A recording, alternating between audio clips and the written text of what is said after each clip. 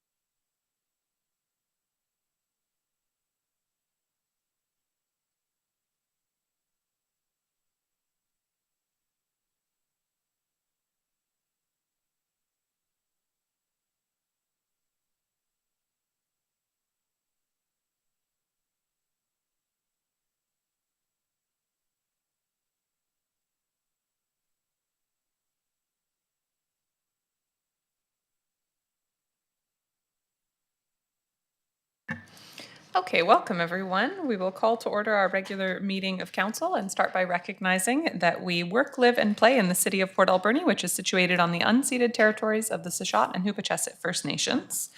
Council, we do have an agenda in front of us. Are there any late items to add? Seeing none, any late items from our corporate officer? No late items, Madam Mayor. Okay, would somebody like to move approval of our agenda? Moved by Councillor Solda, seconded by Councillor Mealy. Seeing no comments on the motion, all in favor? Carried, none opposed. And we have adoption of minutes from the special meeting and regular meeting on June 23rd, 2025. Move to adopt by Councillor Solda, seconded by Councillor Mealy. Any comments on the minutes? Seeing none, on the motion, all in favor? Carried, none opposed. On to delegations, right to it. We have CEO Josh Hunt in attendance from IGV Housing Limited. Welcome.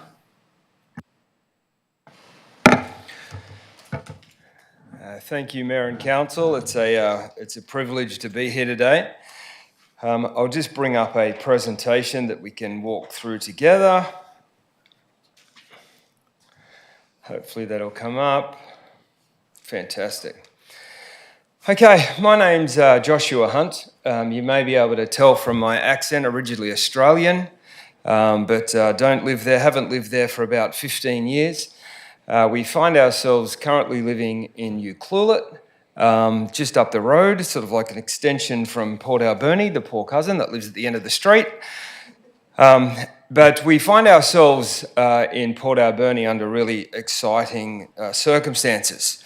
It was all driven from your development officer, Pat Deacon, who was looking at what we were doing from a housing perspective and said this would be fantastic in Port Alberni. And in fact, we really do believe that he was right.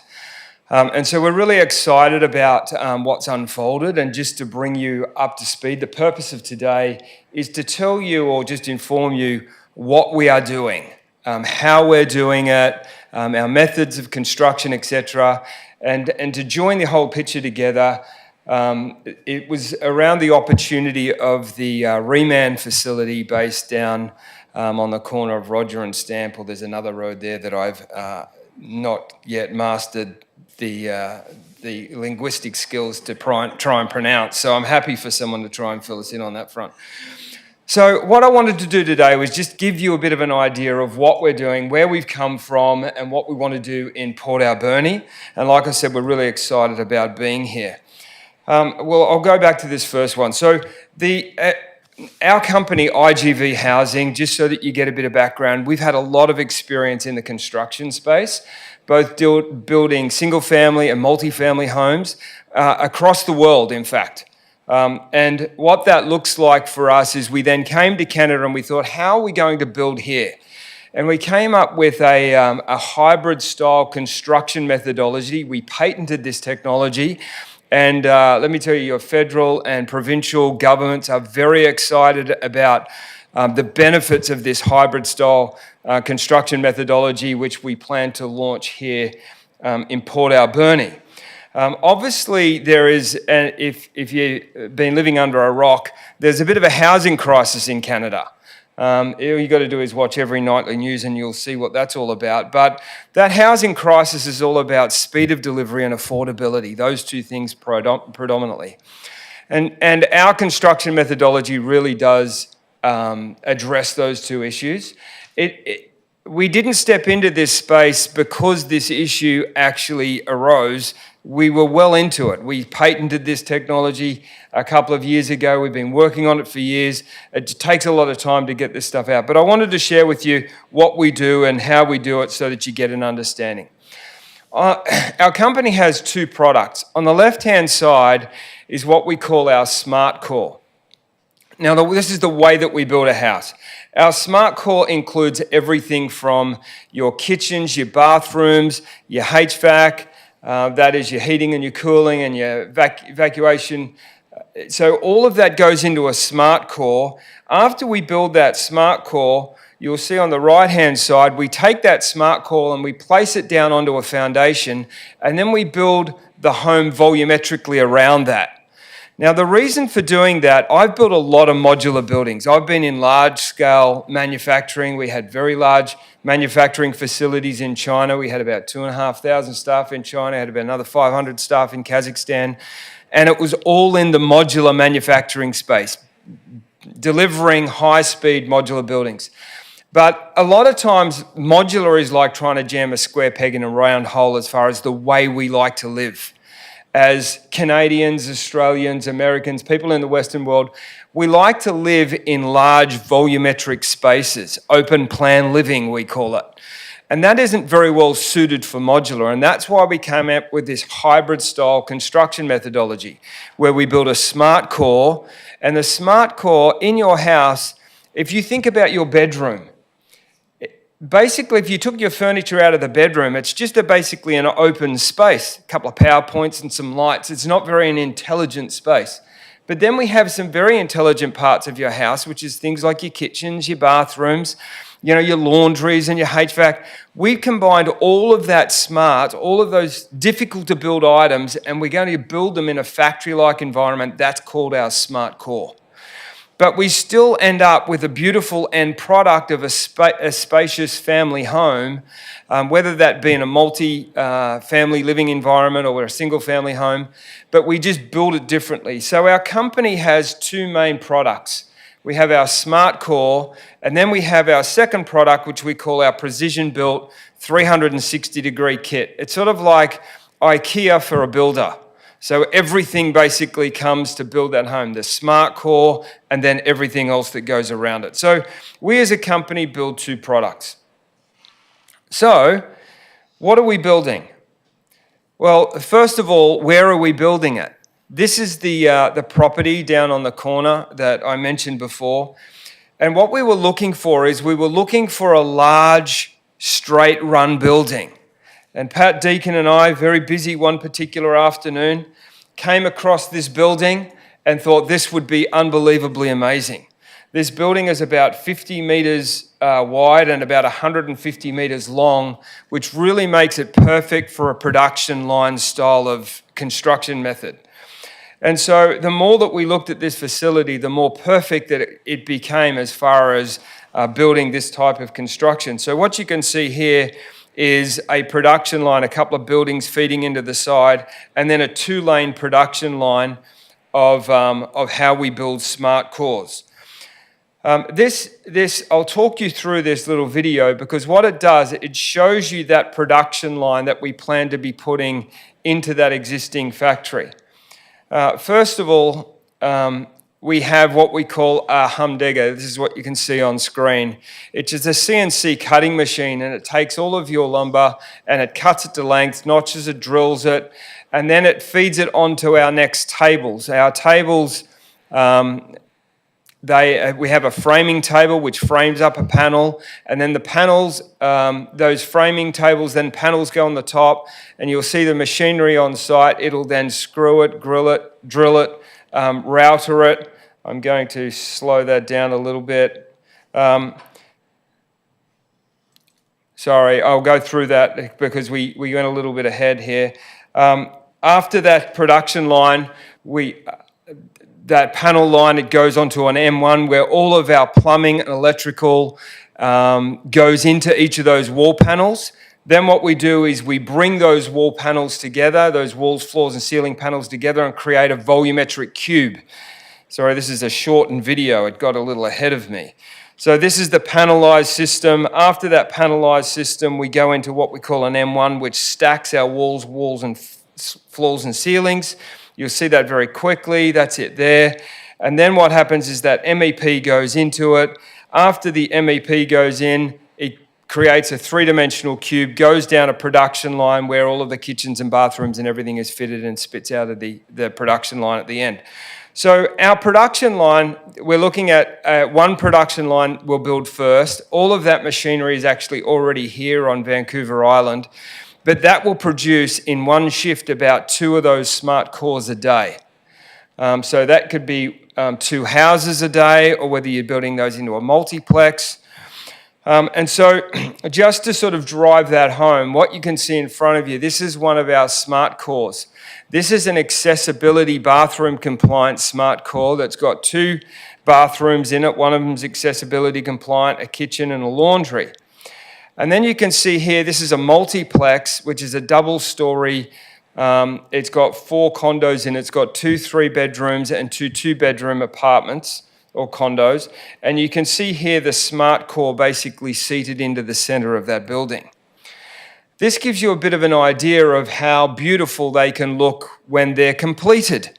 And so we're not limited in size or space because we build volumetrically with structural insulated panels.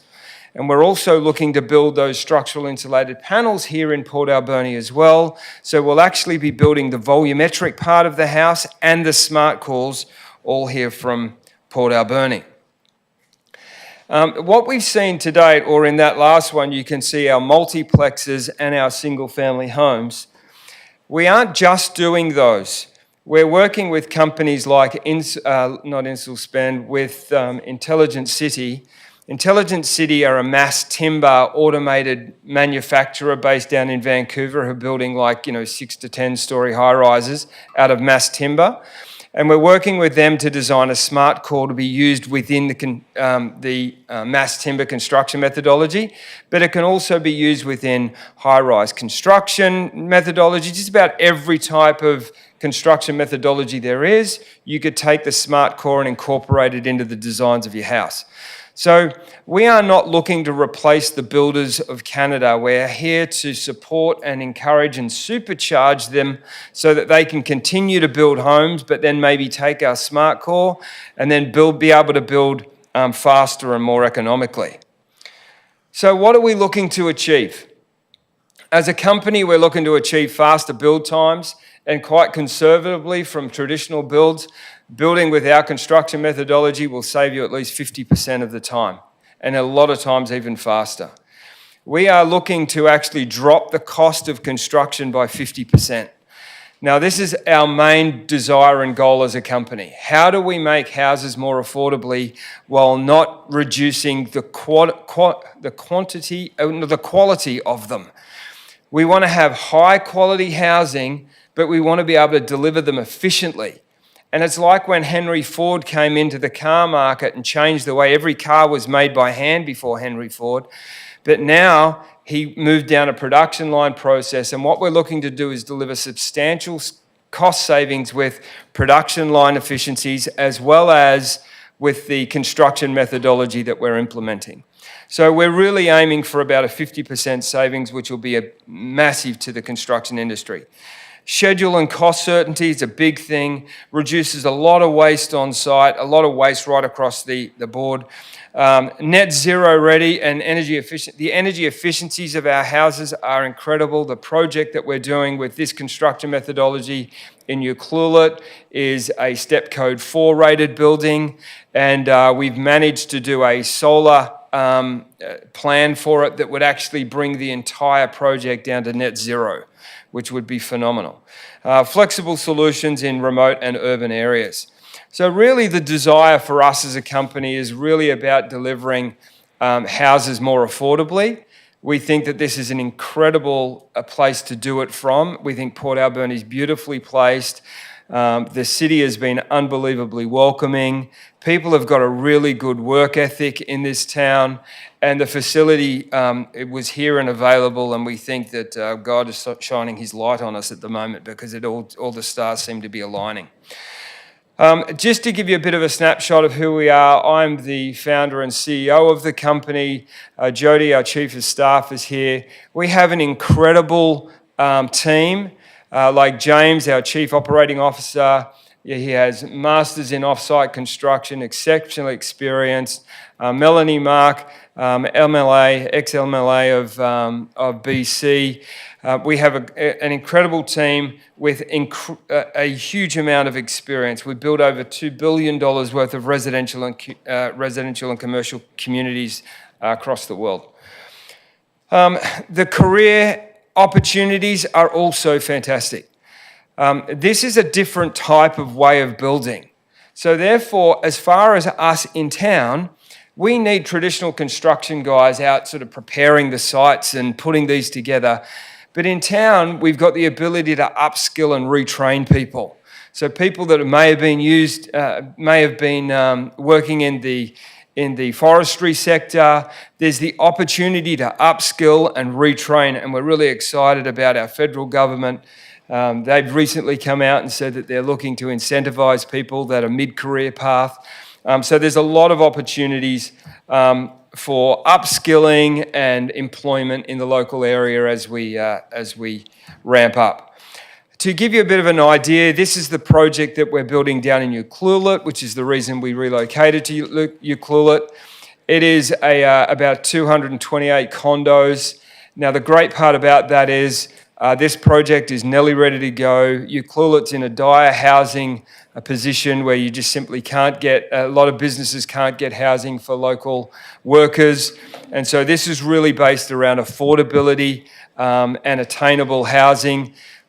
We've done some really cool things. It was great sharing with the mayor what we're doing here about making houses affordable and attainable for locals.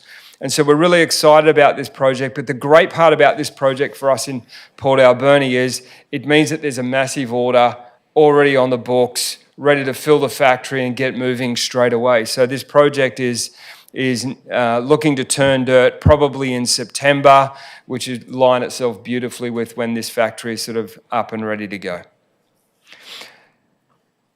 That just gives a breakdown of the attainable and the affordable houses across that site. Happy to share that with you at any time. This is just a bit of a snapshot of the way that they're going to look and feel, just so that you can get a bit of a feeling of the quality in them. So even though they're affordable and attainable, like, you know, our white quartz tops, 40 mil edge, waterfall edges, high quality, like full bloom, soft closing hinges as far as our kitchens are concerned, you know, smart technology through them in regards to lights and power points and some of those type of things. So a really nice high quality finish is really our desire. So that's who we are. Thanks for the opportunity to present to you today. I hope it didn't take too long, but happy to answer any questions if anyone has any. Well, thank you so much for coming today. Nice to see your group again, and just want to really, on behalf of council, extend our excitement about this project. I think certainly I've heard people talking about the Ucluelet project, some people I know in Ucluelet who are really excited to see it completed.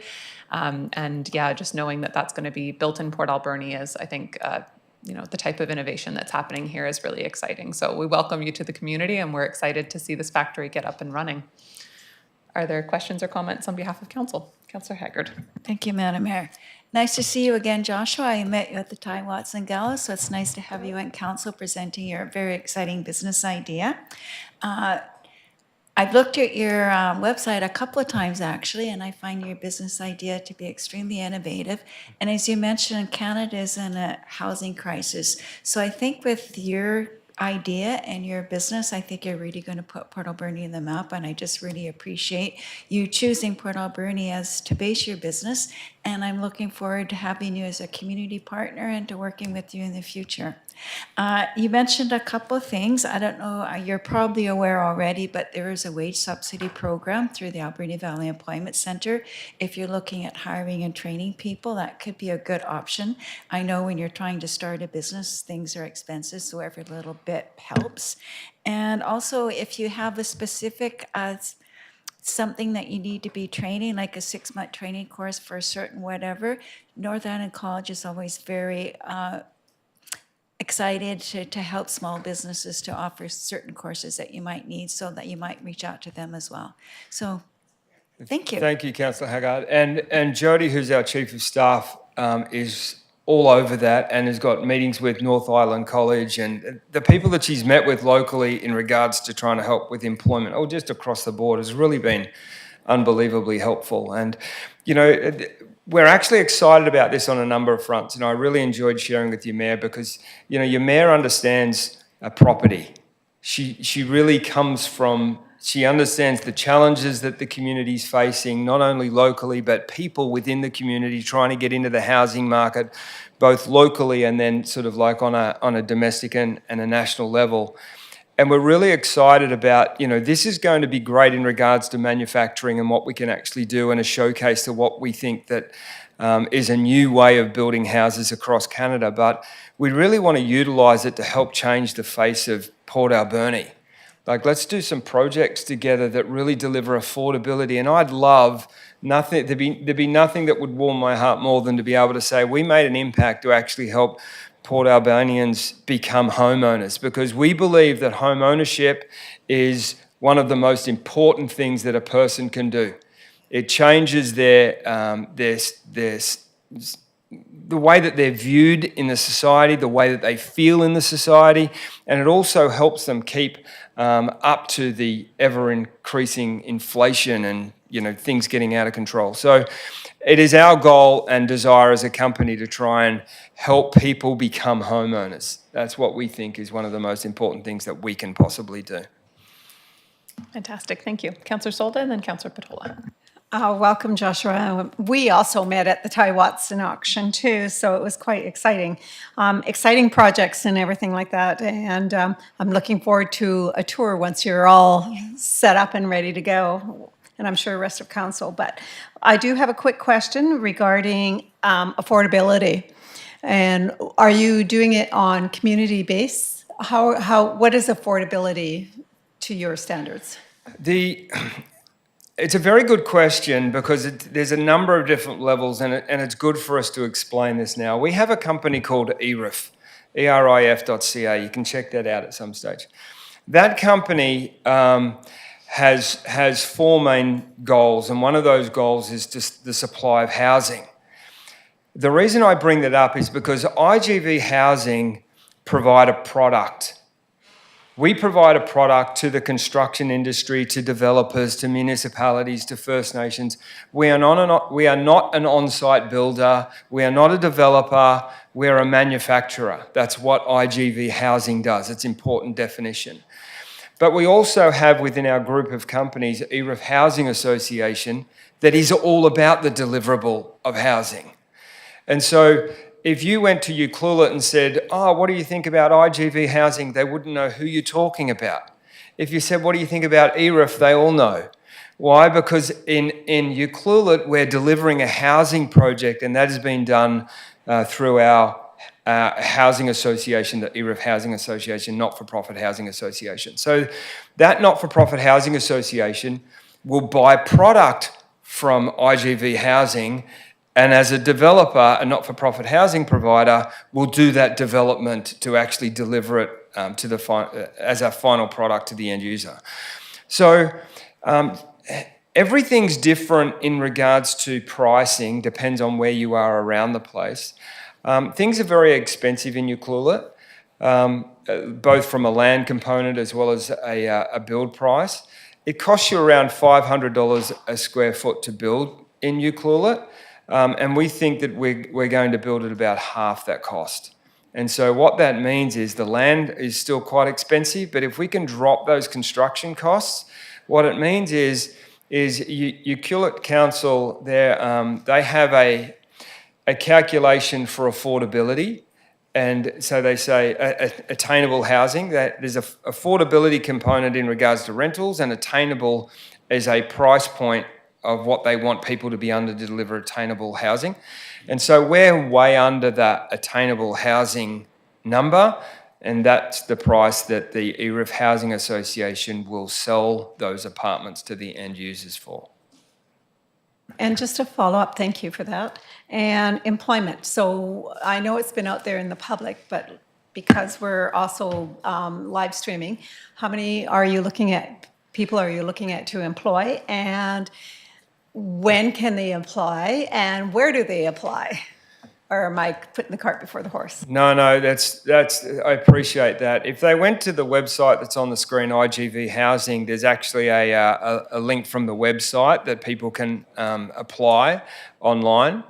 And that will actually come through to Jody, who's our Chief of Staff, and she will coordinate that. Just as far as numbers is concerned, we think initially there's probably going to be 60 to 80 people that we're looking for. As we ramp up, like, we have the SIPS production line that we would like to put in, with that, and then having the second stage, we could go up to 200 staff that the company may need to employ locally. Thank you. Councillor Patola. Thank you, Madam Mayor. And again, welcome, Josh. Fantastic presentation. Really glad you're here. I really appreciate that you're looking to the future, to new ways of doing things. And I was wondering, with the SMART Core, are there any special considerations that need to be taken into account in the future for maintaining the smart core, re-enreeing the brains out of the smart core, how does that system work, or would it just be as is now? I enjoy that technical question. I'm happy to answer as many technical questions as you want. Now, that is a really good point, right? Because a house goes through numbers of life cycles. It goes through numbers of renovations. You don't build it for one and then knock it down when it's 20 years old. Like, they're supposed to last, a lot of years. And so how do you actually ensure that the next stage or next round of the house is you can accommodate changes like we're used to doing? Like if you build traditionally and you build a concrete slab, most of your plumbing is actually within your concrete. Very difficult to ever get to if you need to. So what we've done, like in our smart core, is making it accessible that you can actually remove panels on the floor, that like if you removed your floor coverings, you can actually get to your plumbing underneath so that you can get to all of your plumbing and your electrical and therefore do a full renovation like you would otherwise want to do, but hopefully with a little bit more ease than what's currently facilitated through traditional construction. Excellent. Any other comments? All right. Well, I think we're all really excited just to continue to follow your progress and see what you do in this community and afar as well. But would love to continue the conversations and just really excited to have you locally. And thanks for presenting today. Thank you very much. Thank you. All right, we have no unfinished business today, so on to staff reports. Our first item is quarterly reports, and we have economic development up first.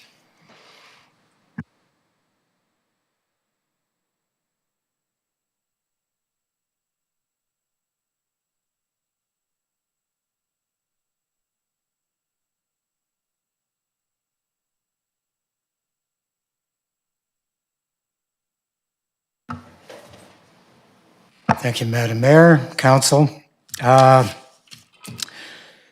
Report in front of you, and of course, one of the more exciting aspects of the report is the work that we've done with ARIF and IGV over the last couple of months, few months, yeah. So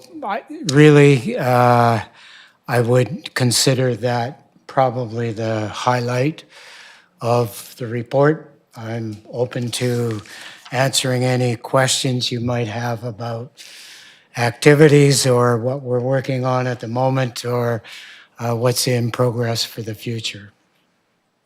Thank you very much. Questions, comments from council?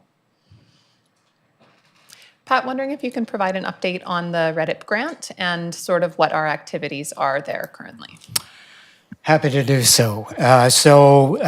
We were successful in our application to REDIP for funding for a number of elements that I think will help lay the foundation for our future. So if you turn to page 2 of the report, looking forward, future plans, we will be issuing a request for proposals for a business case for a cellulose and marine life innovation center. It's really the next step to the food hub, the Dog Plus. That has been really successful, and 3 of the tenants in the food hub are looking for more space and looking to move up the elevation innovation scale. So the business cases will lay that out. Also, an economic development master plan. Although I've presented council with, or successive councils over my term with plans, this will be an independent look at where we go besides manufacturing, housing, and the spin-offs that could and will result from that. Then also a branding of the community. The mayor may remember that as a council, we revisited or we visited rebranding a few councils ago, and we were told at that time we could explore rebranding as long as we didn't spend any money on it. So we had some great meetings and some, I think, real good guidelines for us to abide by. But again, we'll be looking at a new branding. And then we will be issuing a request for quote. So the request for proposals is because of the value of those projects. Request for quotes for a creative arts and circular economy zone or business licensing and/or business licensing research, and a consultant to assist with those projects. So the intent really is to lay the foundation for the next decade with those projects. Awesome. Thank you so much, Pat. And I think that branding committee, which I think was 10 years ago that we did that, but I think that branding committee was one of my favorite projects I've worked on at the city. Even though we had $0, we had really great people, one of them in the audience today. And we did make some great progress, unfortunately, without a budget to actually implement from there. So really happy to be circling back to that work and to have funding for it this time around. So that's great. Thank you for the update. Any other items councillors would like to ask? Councillor Dame. Thank you, Madam Mayor. Yeah, I just think it's worth noting that there's a lot of really great stuff in this quarterly report, both progress and with the IGV coming to town, and we've got a couple of awards here and the REDIP grant with a lot of exciting things, and I just think it's worth offering some congratulations to the director and the department for their great work. Absolutely. Thanks for all your work, Pat. Thank you. And, that second section of the report is key activities and successes. And I looked at it and I thought that's way too long for key activities, but there are a lot of other things going on. And really, I do consider these keys. So thank you. Awesome. All right. Well, I think that's all. Would somebody like to move receipt of Pat's report? Moved by Councillor Mealy, seconded by Councillor Dame. On the motion, all in favor? Carried, none opposed. And we will welcome Finance for just as exciting of a report.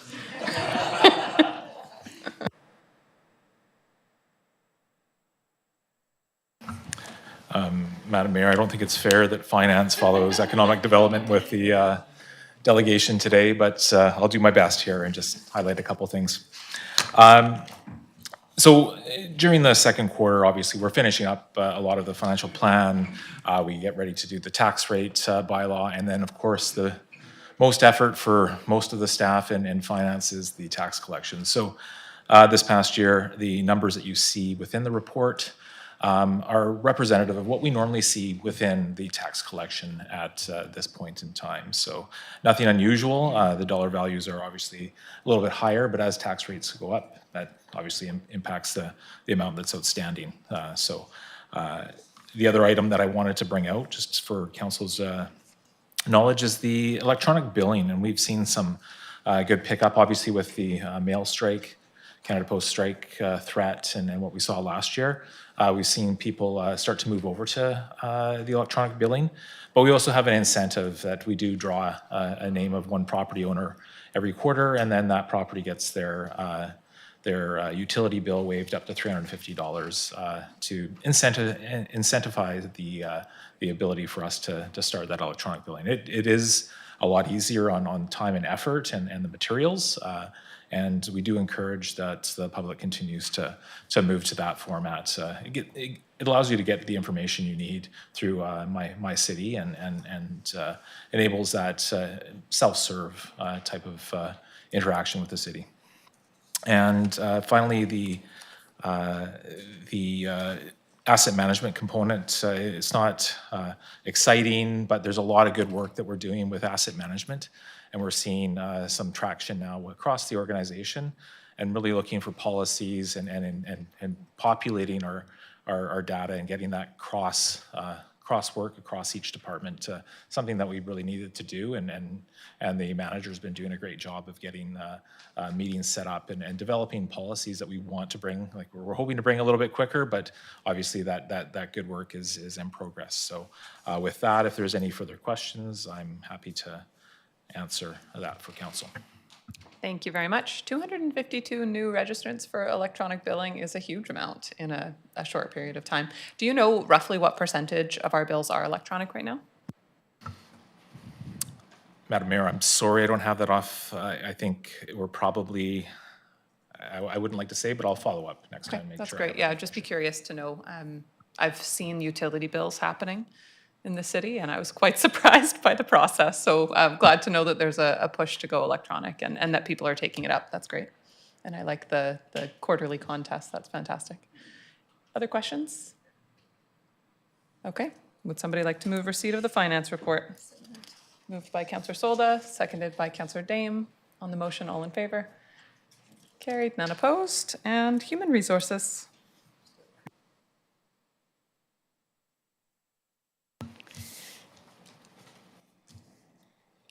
Okay, good afternoon, Madam Mayor and members of council.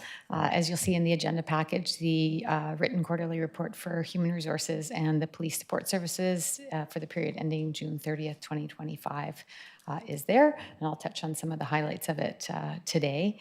And as you are aware, though, much of the work that we do is related to personnel, labor relations, or is legal in nature, so is confidential and doesn't get to be included in this report.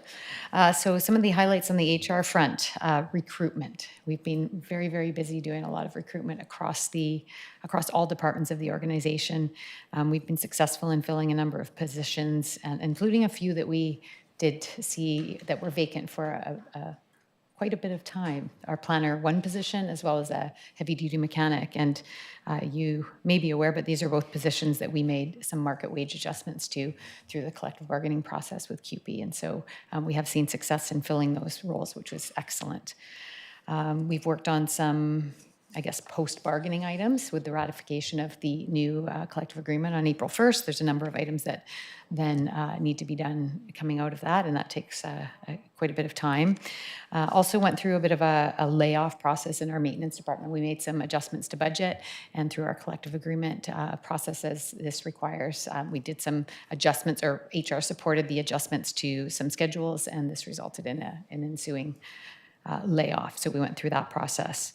Also helped with, this is within recruitment, but I know a lot of people enjoy the summer camp, so assisted in the hiring of all of the recreation staff that for all of the camps, both for our recreation department and also our museum. So that was successful. On the safety side of things, continue to do a lot of work supporting areas as they offer employees modified work programs or return to work programs. Again, these are super important for a variety of different reasons, but they assist workers in returning to work, workers who have been injured at work in returning to work as quickly as possible. So continue to do a lot of great work there. You will see in the statistics section of our safety report, we continue to see a very low level of lost time injuries. So that is great. Again, for a variety of reasons, but we hope to see this trend continue through the rest of the year.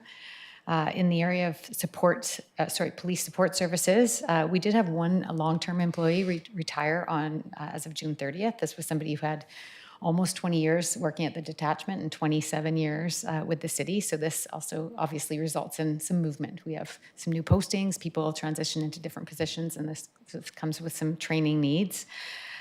We supported the process of shifting the hours of work for one of the positions at the RCMP. So we have a position called watch clerk. There is one assigned to every single watch of the RCMP, and they are the key administrative person who works and supports those watches. And so it was requested that these folks change their hours to better support the watches. And so we did that. And as you can imagine, there's some process involved in that. The equipment room, we've talked about this forever, the renovation of that. So that is underway and expected to be completed at the end of August or within August. And for the first time, and we've included some statistical information around some of the activities that the admin staff at the RCMP do. So this is a lot of numbers. And but just wanted to provide some visibility around some of the different volume of work that our admin staff are doing. So different staff members in different positions are involved in the different processes that you see here. Looking forward, a number of priorities. We've got a lot of recruitment continuing. We've obviously got some key positions in the city that we're looking to fill in as quickly as we can. On the safety side, we're continuing with some confined space assessments and some violence risk assessments at a number of key city facilities. And then obviously we'll see the equipment room renovation complete and some additional onboarding and training at the RCMP. And if anybody has any questions, I'd be happy to answer them. Thank you very much. Questions? Councillor Solda. Just a quick question. Thanks for the report, and I noticed on the new employees hired and everything like that, but what would be nice is to see maybe during the budget process, when we start the budget process, to have how many employees we do have in different departments and that, just for the sake of budget and that. I'm just kind of curious. Thank you. Thank you. Councillor Haggard. Thank you, Madam Mayor. Just one quick question, Krista. I noticed that you have had postings for seasonal laborers on the website for quite some time. Is it difficulty hiring part-time workers for the season, or I'm just wondering why those positions aren't being filled as quickly as we would hope? Yeah, that's a great question. And we are seeing some things that are a little bit different than in some other years. We have had, I guess, a little bit more difficulty filling those positions. And sometimes it is a nature of a temporary position. And so who's looking? We are looking also for some specific qualifications that not everybody has. A lot of different factors go into that. But yes, we are continuing to try and fill a couple of those positions. So that's why you see those still posted. Thank you. Any other comments? Somebody like to move receipt of the HR report? Moved by Councillor Mealy, seconded by Councillor Dame. Seeing no comments on the motion, all in favor? Carried, none opposed. Thank you very much, Krista. And on to infrastructure services.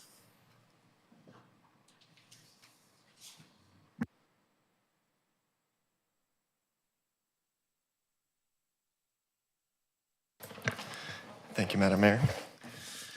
Good afternoon. Doing the quarterly report for the Infrastructure Services Department, and I'll start off initially with the Engineering Department.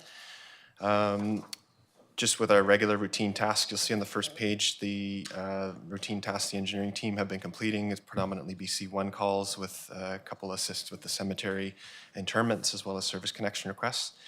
Similarly with the GIS, you'll see there just some beta testing on some of our data models with a lot of work being focused in on the master planning, which is on page 2. I know our project manager has recently come in to present an overall update on the master plan, so I will just quickly skim over this. But essentially the Parks, Rec and Culture master plan is at a point where the draft is complete, going through some final edits to that report. Similarly with the Fire Services master plan, there's been some rework done based on feedback and comments from council on that. For the Transportation Master Plan, we're currently finished the round 1 of public consultation, and I know later today in the meeting our project manager will be here to present the results of that engagement survey. We've also completed the road network collision analysis and the risk-based prioritization for the intersection improvements. And finally, in the transportation, we've awarded the road pavement condition assessment, where a consultant will essentially provide us, pun intended, roadmap of our roads over the city and the condition that they're in. And that has been awarded and the work will be underway here shortly. We expect those to be completed by Q3. For the utility side of things, we're continuing to work with the stormwater and CSO master plan, and we're just in the early stages of the wastewater and the drinking water master plans. Moving on to other capital projects that the engineering team's working on, the Clutha Haven market development is still underway with most of the work being completed, CCAN's installed, number of renovations been complete on the gazebo and dining area. Kitsux's dike repair, I missed the multiplex arena refurbishment. The rink board replacement has been completed. We're still waiting for the rink glass to arrive on the island. It's been a long saga on that one, just to get the material here in the first place. Kitsux's dike repair is currently underway. We're doing the design and looking to get that work done later this month, early into next month. Port Pub demolition, as you're most likely aware, has been essentially completed. We're on final site cleanup as we speak. The Bird Street resurfacing project was issued substantial completion last week. We did final deficiency walkthrough with the contractor. There's a number of small minor things to clean up and just get the last 2% of the project done, but we're very pleased with the final product on that. And I'm very excited to share with Council that we also received a retro grant for $83,000 from ICBC towards pedestrian safety improvements that we did as part of that project. So I'll be working with our finance director on what we can do with that money, whether it gets reallocated back to the project or if we can just add that to the pedestrian safety upgrades that we continue to do. Then a couple other minor ones with some repaving and some renos both at Parks Ops and City Hall here. So. Overall, with engineering in both ongoing stuff and capital projects, there are no budget concerns at this time, with no variances expected moving into Q3. Moving on to Public Works, just to highlight a large part of work that our operations manager, Clint Wright, here has been working on the last little while. We've had a number of updates with BC Transit on our bus shelters and looking at updating both the standards we follow as well as the condition of a lot of these shelters. So Clinton's been doing a lot of work with them to really get some programs initiated and to get some standardization for those. In addition to that, the bus stop signs in a lot of places are looking to be upgraded and replaced. They've become worn and less visible. As Council is also aware, on June 11th, Public Works was involved with the Orange Crosswalk celebration at ADSS, which was in the works for almost 2 years. Clinton and Crystal and the team were involved with both getting the crosswalk painted as well as getting the banners hung and the sign mounted.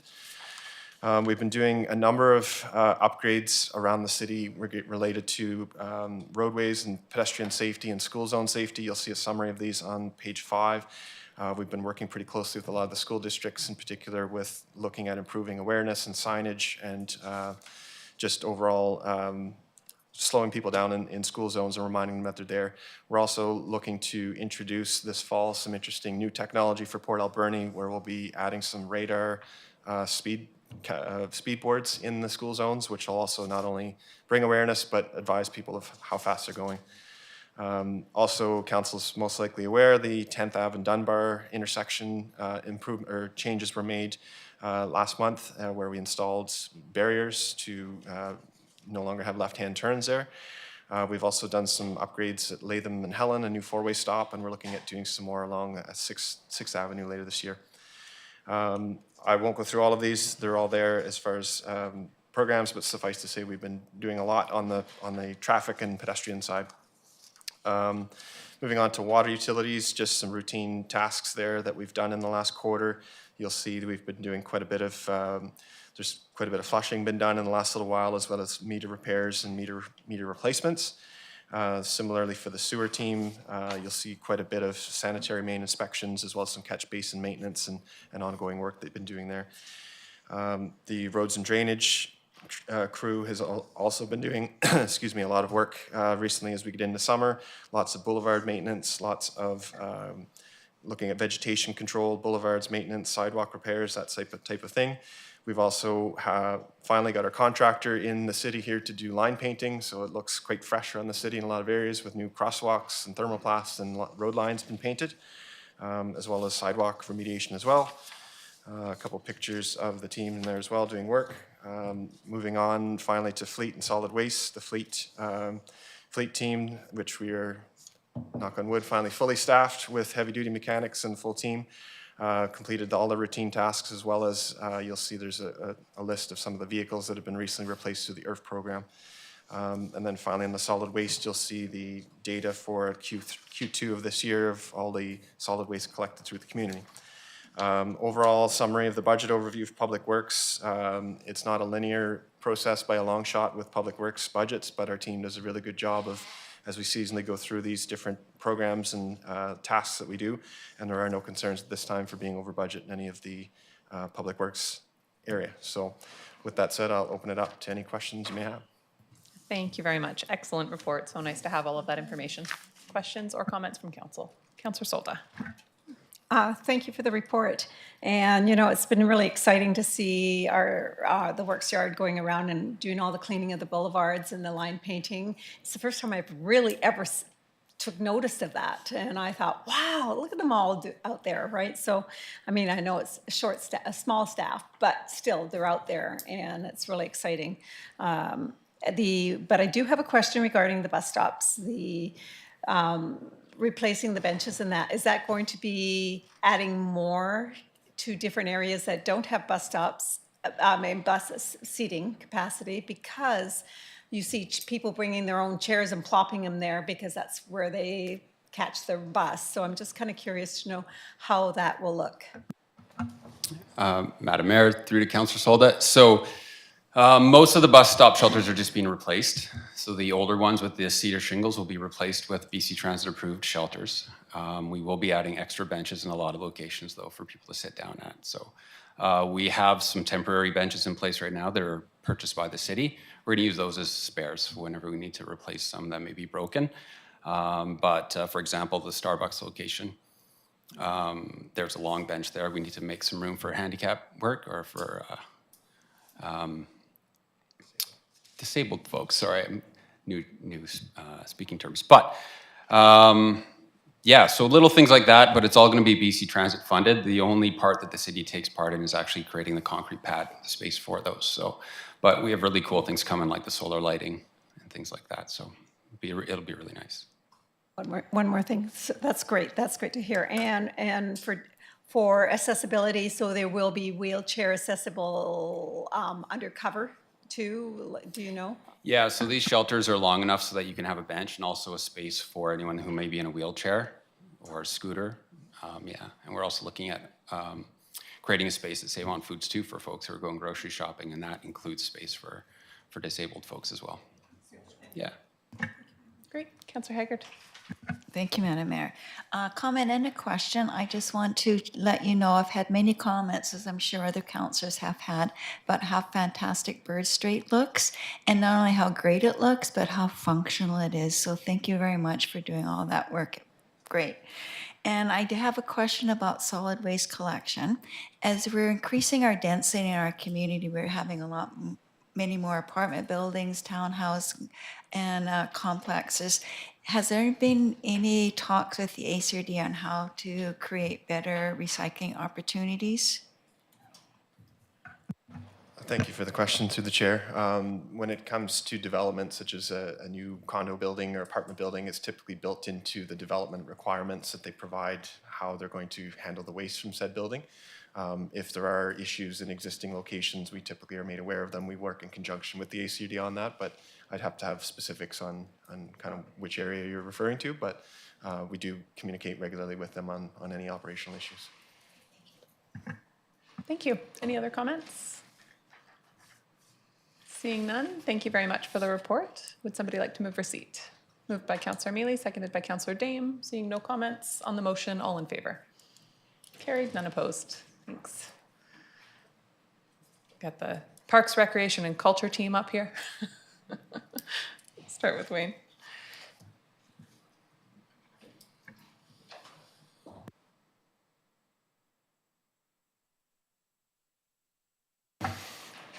Good afternoon, through the chair.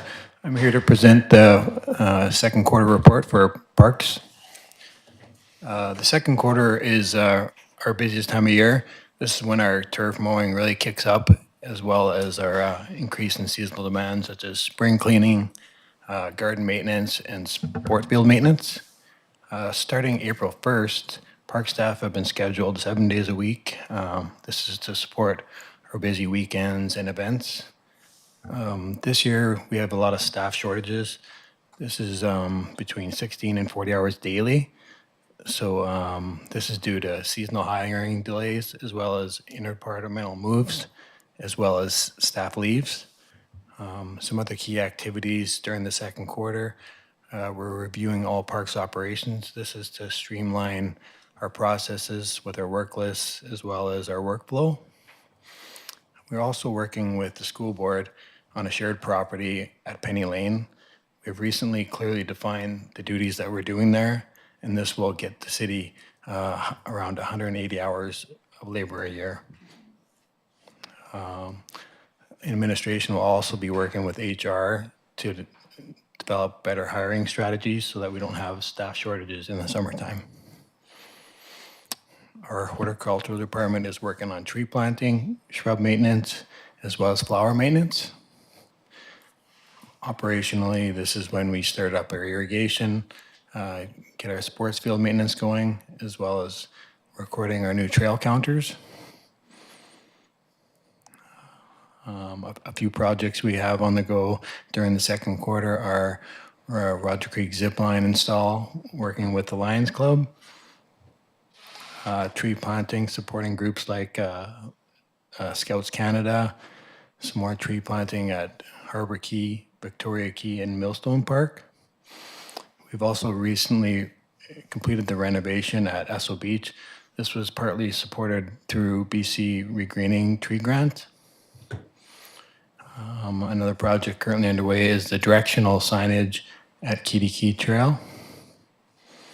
Some of the numbers from our trail counters are Somass Waterfront, we're averaging around 1,300 per week. Roger Creek, Kitty Key Trail intersection, around 1,200. McQuinna Trail, around 1,400 a week. Blair Park Dyke Trail is our busiest trail so far. It's over 2,000 per week. We also have 2 trail counters on Roger Creek Trail leading to Scott Kenny.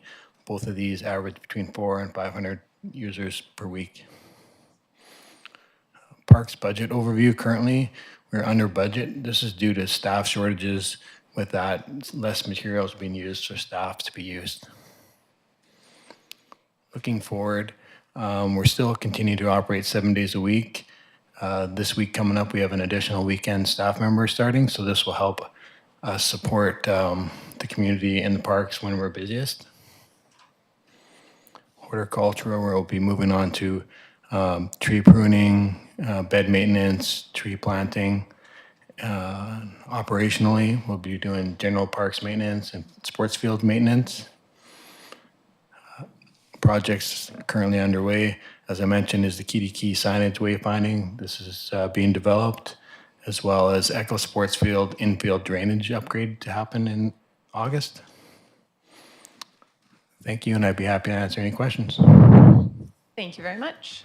Really nice to see those trail user numbers. It's nice to just start to see like which sections of different trails are getting the most use, and yeah, really great to see. So thanks for bringing that. Questions, comments? Councillor Solda. Just a quick comment on the same topic regarding on the June 23rd, when you have the stats presented regarding the key to key, if you put them all together, the key to key is being well utilized because, it's just different parts of the key to key that you've got different stats. Is that correct? Am I reading that right? That's right, yes. So the key to key is really actually showing quite a bit of people going through it. So it's good to see. I was wondering about that. And I was actually wondering too how Blair Park, the dike part of it, would have compared. So it's great. Thank you. Yeah, it's nice to see all of the trails are very popular. I'm a little bit surprised by the Roger Creek numbers being a little bit on the lower side, but I think probably, maybe time of year, and as we get further into summer, those trails will be more highly used. Also, I guess it's a newer trail, so maybe less known, but very interesting. Any other comments? Okay, would somebody like to move receipt of the Parks report? Moved by Councillor Mealy, seconded by Councillor Dame. On the motion, all in favor? Carried, none opposed. Thank you. And on to recreation. And I will just start by saying that I was supposed to say at the beginning of the meeting that we are very excited to hear that the multiplex is open again and that the ice is in, and I hear prep camp has started today. So just wanted to really extend our appreciation to all members of the City of Port Alberni staff and contractors who have worked with us on that project to get the ice machine back up and running and get this done on obviously not an easy timeline. So thanks to everyone. And Sean, I will pass it over to you. Thank you. Good afternoon, Mayor and Council. I'm pleased to present Q2 report for Aquatics and Recreation. April to June is always a busy time for the departments as we prepare for summer to deliver some of our most anticipated annual events and registered programs. In May, we proudly hosted our inaugural Kids Triathlon, which welcomed over 50 young, eager athletes to compete in this swim, bike, run race. This event was made possible by the collaborative and hard work of our recreation and aquatic programmers, as well as several generous community sponsors. Despite less than ideal weather, our 4th annual summer kickoff at Bob Daly Stadium was a great afternoon event with over 20 local vendors, games, activities, and prizes for over 300 kids and families. This year, we had the opportunity to fly in some special guests to kick off our infamous and highly anticipated duck hunt. The kids got to cheer on as 3 skydivers landed at center field. I'm happy to report that our Learn to Swim lesson program continues to expand and grow thanks to an increase in our staffing levels with 7 new lifeguard swim instructors being hired in the past 6 months. More lessons mean more kids learning essential water safety skills here in our waterfront community. Participation across our children, youth, and adult programs remains strong, with many lessons or sessions running at capacity, with some even having a wait list. Our concession services ended the season ended well at a break-even level of service. This was an expectation of council that they'd outlined earlier this year, and we will continue to do that for next season. The City of Port Alberni's Heart membership, which directly supports free and low-cost recreation opportunities for residents of Port Alberni, Beaver Creek, Cherry Creek, Sprout Lake, Hoopachesset, Sachot First Nations, has seen an increase in memberships in 2025. As a comparison, in comparison, we had 497 memberships in 2024 and 519 in 2025. This program is a testament to its value and need in our community and the regional district. What can council expect to see from Recreation and Aquatics Department in Q3? With more swim instructors available, we are offering additional weekday and evening Learn to Swim classes this summer. While registration is strong, there's still spots available, so if you haven't got your kids in lessons, please make some time and register them. We are offering training for future lifeguards and swim instructors this summer, which is an important step in building and maintaining our aquatics team. West Coast Prep Camp returned to town today for their 17th season of hosting their elite hockey training program. Earlier this year, we were able to secure a 10-year contract with the organizers, which will strengthen our partnership and community impact. We look forward to welcoming back the Alberni Valley Bombers and Bulldogs for the 2025-2026 season as they begin yet another fierce battle in the Junior Hockey League. Go Dogs, go! Our summer crew has planned yet another jam-packed summer of activities, games, and outings for the 9 weeks of summer camps this year. Currently, we have over 800 kids registered in camps. Just as a comparison, we had 886 in 2023, 887 in 2024, and we're looking to break that 900 mark this year. New this year for camps is our 6 single-day sessions for teens, age 11 to 14. These camps are an opportunity for youth to experience just a little more than what Port Alberni has to offer. These campers will be hitching a ride on the Rainbow Express bus and getting out of town to explore and participate in new adventures and fun activities. The response to these camps has been fantastic, with camps already 80% full.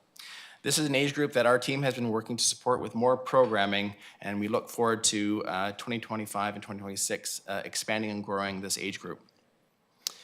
We would like to thank the Port Alberni Rotary Club and Circle Dairy for their generous donation and support for summer camps. This will directly support the activities for all kids in camp. Lastly, I would like to thank the Echo Sunshine Club for their continued support for active agers in our community. Their team of volunteers ensures that their members have access to meaningful programs and services. This program is by far the best that I've seen for older adults interested in recreating, playing, and socializing. I would strongly encourage community members who are 50 years or better to check out what the Sunshine Club has to offer. At this time, I'd be happy to answer any questions Mayor and Council may have. Thank you. Thank you very much. And before I go to comments from council, Sean, I think it's your last council meeting today. For anyone who's not aware, Sean has taken another opportunity and is very sadly moving out of the community. Want to really just thank you for all of the work that you have done in recreation in the many years since you've started here. I think you have made an incredible impact on recreation in the community, and the work that you've done has been very appreciated. So thank you, and thank you for the excellent report as well. Thank you. I want to thank council for their continued support over the years of advocating for recreation in our community. It really is an important part of our society. So thank you very much, and I appreciate the support. Thanks, Sean. Councillor Haggard. I just want to echo Mayor Minion's comments. I was very sad when I read that you were leaving, but I was also happy. It's a great opportunity for you. But you've really raised the bar in recreational programming for Port Alberni the last 5 years since you've been here. So I just want to thank you for all the hard work that you've done and the improvements that you've made to our community. Thank you so much, Sean. And good luck. Thank you. Still got 3 more weeks. 3 more weeks. 3 more weeks, no more council meetings. Any other comments? Councillor Solda. So I echo the same sentiments. Congratulations on your new position. So what I would like to ask, though, regarding concession services. So I'm looking at we've made money for a change on the concessions, which is great. You know, from looking at January, it was 27,151 as a gross revenue, and the expenses were, I believe, $19,565, and it went up and down, like it never went below to a negative. So thank you, and that's what council really wanted to see, concession, you know, not taking a loss. All right. Not seeing any other comments. Would somebody like to move receipt of the recreation report? Moved by Councillor Mealy, seconded by Councillor Dame. On the motion, all in favor. Carried, none opposed. Thank you very much. And we will move on to facilities.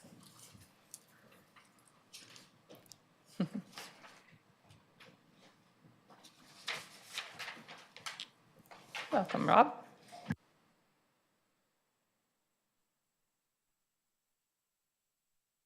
Good afternoon, Mayor and Council. I'd like to highlight some activities from the Facilities Q2 report. Budget overview. Most of the facilities are doing great and on budget. The only variance would be the multiplex. Primary causes would be staff shortages, overtime due to staff shortages, training new staff to make up those shortages, and the recent chiller failure. On a positive note, vandalism-related costs are significantly down this quarter from 19,000 last year to 7, and that includes an even more significant drop from first quarter. So we're trending well in vandalism, so preventative measures seem to be effective. Major projects completed were the multiplex rink board replacements. They were completed on time and under budget, and I'd like to thank our Director of Infrastructure Services and his project management team for their support and help with that. Although my thunder has been stolen, the rental chiller has been installed successfully, and we are playing, currently we have prep camp on site for day 1, so I'd like to really thank my plant engineer Wesley and his hardworking ice maintenance staff for being able to get the ice in on time, and as well as their contractors that really assisted behind the scenes getting the new chiller in place. Work is also underway on a permanent chiller plan where we're coordinating, which we'll also have to coordinate with the dehumidifier and energy upgrades. Grant opportunities are being pursued to offset long-term costs. Looking ahead, the Public Works Yard boiler replacement, new high-efficiency systems installed, final tie-ins and commissioning is due by the end of the month. Parks Yard roof replacement is scheduled to begin in July with a completion set before November 1st. And the multiplex This one I'm going to have to consult notes. The dehumidifier replacement project at Multiplex was approved as part of the 2024 to 2028 financial plan, but however, the project came in over budget. We have since purchased the dehumidifier and we are currently storing it. Some of the reasons it was given why it came over budget was it was a compressed construction window and higher anticipated structural upgrade cost. As a result, the project has been postponed with installation now targeted for 2026. This delay allows the city to coordinate the dehumidifier installation with a broader mechanical renewal project, including the recent planned chiller failure. Staff are working closely with consultants to refine the scope of the work, retender installation, and pursue additional grant funding through the Green Municipal Fund. A report will be coming to council in the coming months to seek direction and funding support for the integrated chiller and dehumidifier project. And with that, I'm happy to answer any questions. Thank you very much. Questions, comments from council? No questions? Well, I will just say an additional thank you very much and congratulations on all of the work with getting the chiller in place. But thank you for the report. Really interesting to see, especially the dehumidifier project, just kind of the innovation in which we're working within the budget that exists there and looking for additional funding opportunities. So appreciate that work. And with that, would somebody like to move receipt of the facilities report? Moved by Councillor Mealy, seconded by Councillor Dame. On the motion, all in favor? Carried, none opposed. Thank you very much, Rob. And on to culture. Sheila. Thank you, Madam Mayor. I'm just here to give you an update on what's at the museum. And the first thing I'd like to point out is that total attendance halfway through the year, we are on target to exceed last year's attendance, and that's with the reduction in hours open to the public. So that is a very good thing. Also, you'll notice that we are in excess of instructional hours. So we're on track to double instructional hours in the same year as well. And the Heritage Commission has been busy. I've been to you twice this quarter. One to get ready to head to the Fall Fair, and we are working on that now, so we hope to see you all there. And we are working on our booth, and we're all looking forward to it. Also, we will be reaching out to finance to figure out the mechanism by which to dispose of the firearms that have been deaccessioned. And hopefully, we are wanting to dispose of those before we have to renew any kind of licensing with them being in the building. So that is a priority for us currently. In terms of program statistics, we are on track to exceed what we accomplished last year. Through the infographic, you can see that we really did focus on preschool curriculum because it had been identified as a need by our community, and we have done so. Our mini-me's museums, they are sold out. We've actually had to happy to say that we are doing special bespoke sessions for daycares and other kind of alternative groups that are looking for experiences at the museum. So while we have the mini-me's are for the general public, we are also facilitating groups that want that programming as well. So that is part of the reason that we're having such good numbers. And we continue to work with marginalized and perhaps underserved audiences, trying to identify their needs, knowing that often they are looking for environments that can be customized and really are bespoke to help facilitate some of the challenges that they have. And we are building a great relationship with that part of our community. We are also actively expanding the number of collaborations that we're doing across our community. Our AVM After Dark, our Round Hamilton lecture, was exceedingly well received. Almost 100 people from all over the island came to hear that lecture that night. And the Fiber Guild is taking some of the work that we did with them, and they will be representing it at the fall fair. So that exhibit that we invested in will get another way to serve the community through the fall fair and what the Fiber Guild does directly there. For budget overview, I just wanted to point out that our museum shop, the little shop is a little bit, it might be small, but it is mighty. We are, again, over targets from last year. Year to date, we are up over $10,000 sold out of our little shop. We've also been very lucky to be successful in a couple of grants. One being from the Alberni Valley Community Foundation, a $5,000 grant to help with investing in infrastructure for exhibitions, particularly technologically driven infrastructure, i.e. tablets, monitors, TVs, and it's going to serve twofold. We're using it for temporary exhibits now, but we're going to repurpose that investment, and we're going to help it to reanimate the permanent exhibit and to bring an added layer and a new layer of interpretation going forward. So that investment is going to do twofold, temporary, and then it's going to help us with our long-term permanent exhibition as well.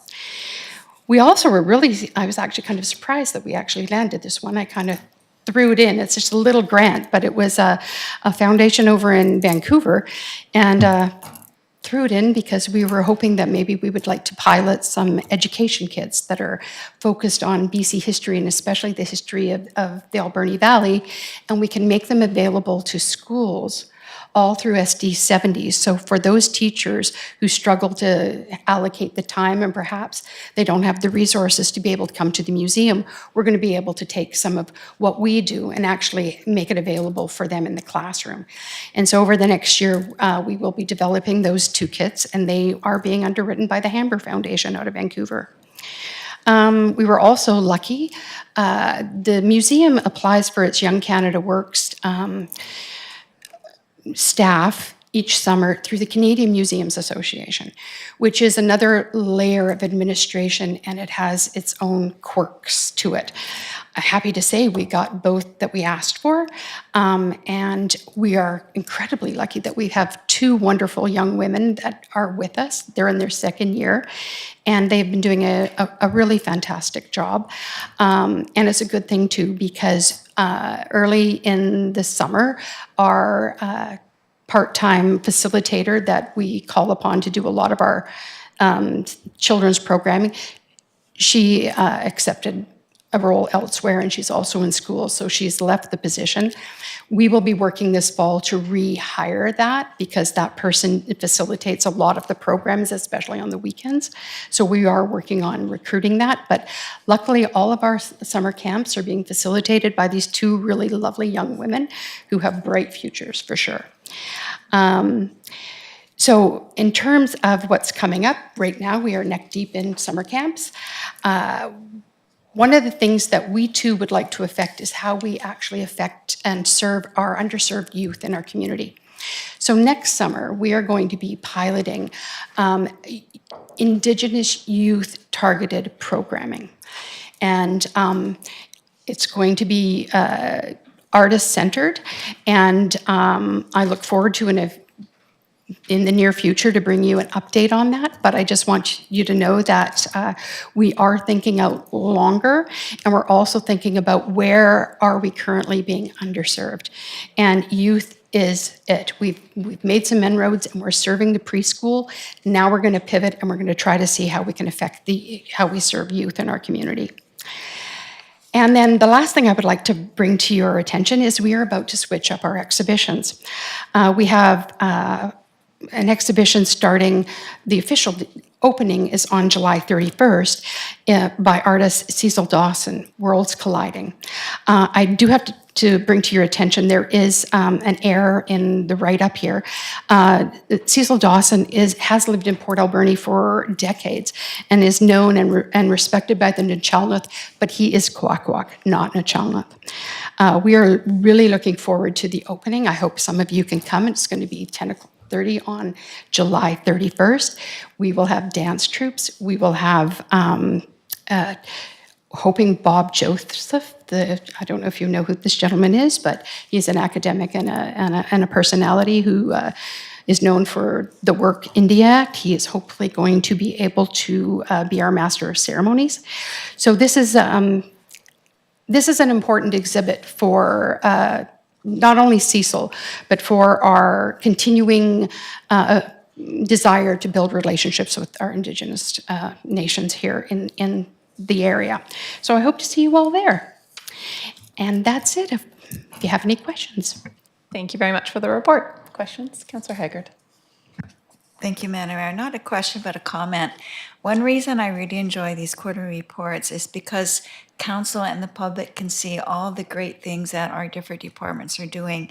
And I think it's fantastic, and I'm really happy to see how much your numbers have increased with the museum. And that's really what we wanted to do, was to make it more of a place where people would go and learn and have some fun. But I'm pretty sure that this is all due to your innovation and your ideas and your expertise. So thank you so much for bringing all this forward. Thank you. Absolutely. Thank you, Councillor Haggard. Councillor Mealy. Thank you, Madam Mayor. And I know it's technically Q3, but I can't wait. I just want to thank, through you, Madam Mayor, to Ms. Perry for all your work for the Canada Day celebrations, as well as the museum staff, the City Works staff as well, for putting on a pretty good celebration. It was well attended and very fun. And I just wanted to also say there's a lot of staff that did come down as well and celebrated as well in the city. So appreciate them coming down on their day off and celebrating with everybody. But thank you very much, Ms. Perry, for all your hard work. Absolutely. Thank you. Any other comments? All right. I think that wraps up our quarterly reports. Thank you very much to the Manager of Culture and Manager of Facilities. Would somebody like to move receipt of the Culture report? Moved by Councillor Mealy, seconded by Councillor Dame. Seeing no comments on the motion, all in favor? Carried, none opposed. All right. On to item number 2 on our agenda. Second quarter 2025 procurement summary. Andrew. Thank you, Madam Mayor. So there hasn't been anything that has reached the threshold of $100,000 for procurement in the quarter. That said, the dehumidifier was one that we anticipated, and that one is delayed. So we have, as I noted in my quarterly report, done some sale of some surplus items, but beyond that, it's been a quiet quarter for procurement and in finance. All right, that's great. Any questions, comments? Seeing none, would somebody like to move receipt? Moved by Councillor Mealy, seconded by Councillor Dame. Seeing no comments on the motion, all in favor? Carried, none opposed. Thank you.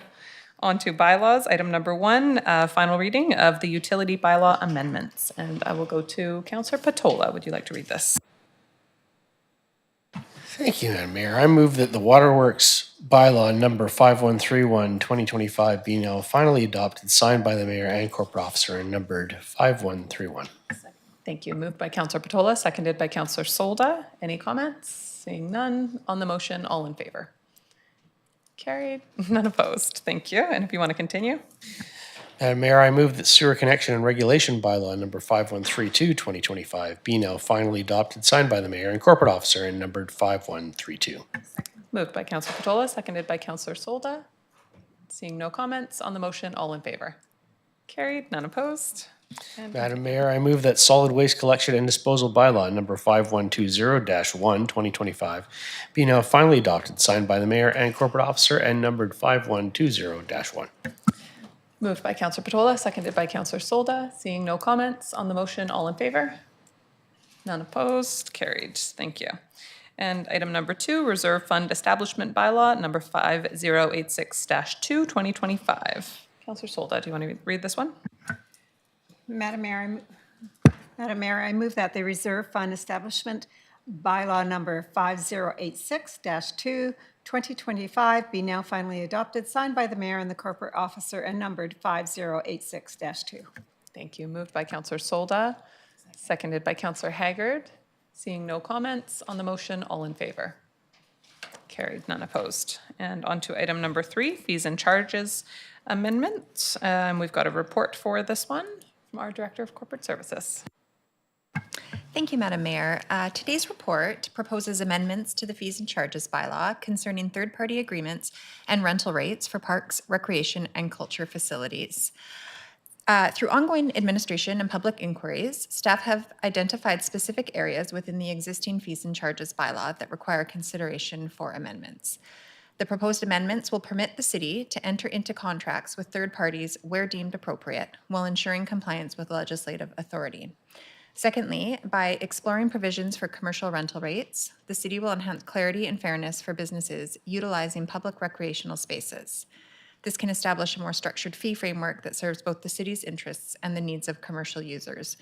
You'll note in the next item on today's agenda, we do have the amendment bylaw that was going to be coming forward for adoption. So should council move forward with the proposed recommendations today, you'll see that we've asked for rescinding and third reading as amended in order to incorporate the third-party fees and charges changes. Thank you, and I would be pleased to answer any questions. Thank you very much. Any questions? Councillor Patola. Not a question so much, but I'm not sure that, well, I am sure that I'm not in support of the Part A, amending the fees and charges bylaw to allow a exclusion by writing different terms in a contract with third parties. The reason for that is that, first of all, contracts with third parties, and it's a little bit niggly, but at law would mean a party that is not a party to the contract. So it would be, for example, we have a contract with certain people that rent space, and those people have a contract with a third party. That's what a third party is, and so that this could be confusing just in the concept of legal terminology as to whether or not we would have separate rates for a party that's a party to a contract that we're not a party to. But having said that, I said it's a little niggly. My real objection, Madam Mayor, is that we have a fees and charges bylaw. This that sets out what everybody pays, the same thing. And this would basically put a back door into that to say that we could renegotiate those fees and charges with anybody at any time in any amount. So essentially, the entire fees and charges bylaw that is fairly specific and I would say well put together and very easy to understand is completely undermined in every single item that it states. This is not what I would be in favor of in trying to achieve the ability to make exceptions to the fees and charges bylaw in appropriate conditions. I looked through the resolution tracker and I couldn't find a resolution that had been made because maybe it wasn't made and my memory is wrong, but I do remember discussing this matter with the previous Director of Parks, Recreation and Culture and asking the director to bring back a report that is specifically directed at how we could implement a new program that would alleviate the financial requirements of our current fees and charges bylaw for appropriate groups of people in appropriate situations. I thought that that was passed, but perhaps I'm wrong because I can't see it in the resolution. But I remain of the opinion that the proper way to do this is not by one-offs and opening the back door so that council now and in the future can one-off anything and undermine the legislative authority of the fees and charges bylaw. But the proper way to do it is to have another policy and or bylaw that specifically sets out when exceptions will be made and on what basis, so that can be equally applied to everyone, just as the fees and charges bylaw is equally applied to everyone. Thank you. Thank you very much. Other comments? Councillor Dame. Just my sheer expression. Yeah, similar concerns, but I'm not 100% sure that that we've got this one completely nailed just yet. But I do feel like we've discussed this at great length, and I think that I'm hesitant to reopen debate on something that I feel has already been thoroughly sort of broken down or discussed. So I think I'll just leave that as my comment that I'm not totally comfortable with where we've arrived at this. I would rather have a set policy that we stick to, but understanding that this is where we're at. So thanks. Thank you very much. Would anyone like to read a motion? Councillor Mealy. Thank you, Madam Mayor. I move that the council direct staff to amend fees and charges bylaw number 5125, 2025 to include a clause stating that applicable fees and charges are either those set out in the fees and charges bylaw or as set out in the terms and conditions of contracts with third parties. Thank you. Moved by Councillor Mealy, seconded by Councillor Haggard. Any further comments on this? Seeing none, on the motion, all in favor? Opposed? Motion carried. Thank you. And on to the next one. Thank you, Madam Mayor. I move that council direct staff to investigate the inclusion of commercial / for-profit rental rates for city recreational properties in the fees and charges bylaw. Thank you. Moved by Councillor Mealy, seconded by Councillor Haggard. Any discussion on this piece? Seeing none, on the motion, all in favor? And opposed? None opposed? Motion carried. Thank you. And on to item number 4, fees and charges, amendment bylaw number 5125-1, 2025. And I don't think we need further explanation. Lovely. Councillor Mealy. Thank you, Madam Mayor. I move that third reading of the fees and charges amendment bylaw number 5125-1, 2025 be rescinded. Thank you. Moved by Councillor Mealy, seconded by Councillor Haggard. Any discussion? Seeing none, on the motion, all in favor? Opposed? Motion carried. And to the next one. Thank you, Madam Mayor. I move that fees and charges amendment bylaw number 5125-1, 2025 be read a third time as amended. Thank you. Moved by Councillor Mealy, seconded by Councillor Haggard. Any discussion? Seeing none, on the motion, all in favor? Opposed? Motion carried. Thank you, everyone. And on to item number 5, 2025 to 2029 Financial Plan Amendment, bylaw number 5123, 2025. And this is just final adoption. I will go to Councillor Haggard. Thank you, Madam Mayor. I'd like to move the City of Port Alberni 2025 to 2029 Financial Plan Amendment Bylaw number 5123-1, 2025 be now finally adopted, signed by the Mayor and Corporate Officer, and numbered 5123-1. Thank you. Moved by Councillor Haggard, seconded by Councillor Solda. Any discussion? Seeing none, on the motion, all in favor? Motion carried, none opposed. Thank you. And item number 6, OCP and zoning bylaw amendment at 3830 Fifth Avenue.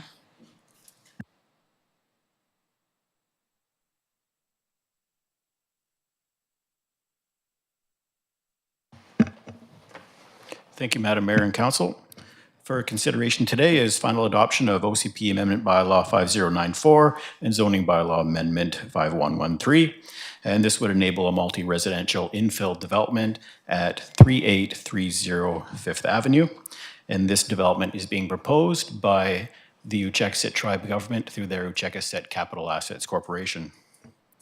On November 12th, 2024, Council gave third reading to this development application with a requirement that the applicant register a no-build covenant on title until they constructed a 15-space parking lot on the Nucci building property, formerly the Redford Elementary School. And the goal of this was to take pressure off the street parking. And it had to be done prior to consideration of final adoption. The applicant has now registered that covenant on title, and we're bringing it back for Council's consideration. Council's options are to adopt the amending bylaws, or to decline, which means the application does not proceed, or to provide administration with alternative direction.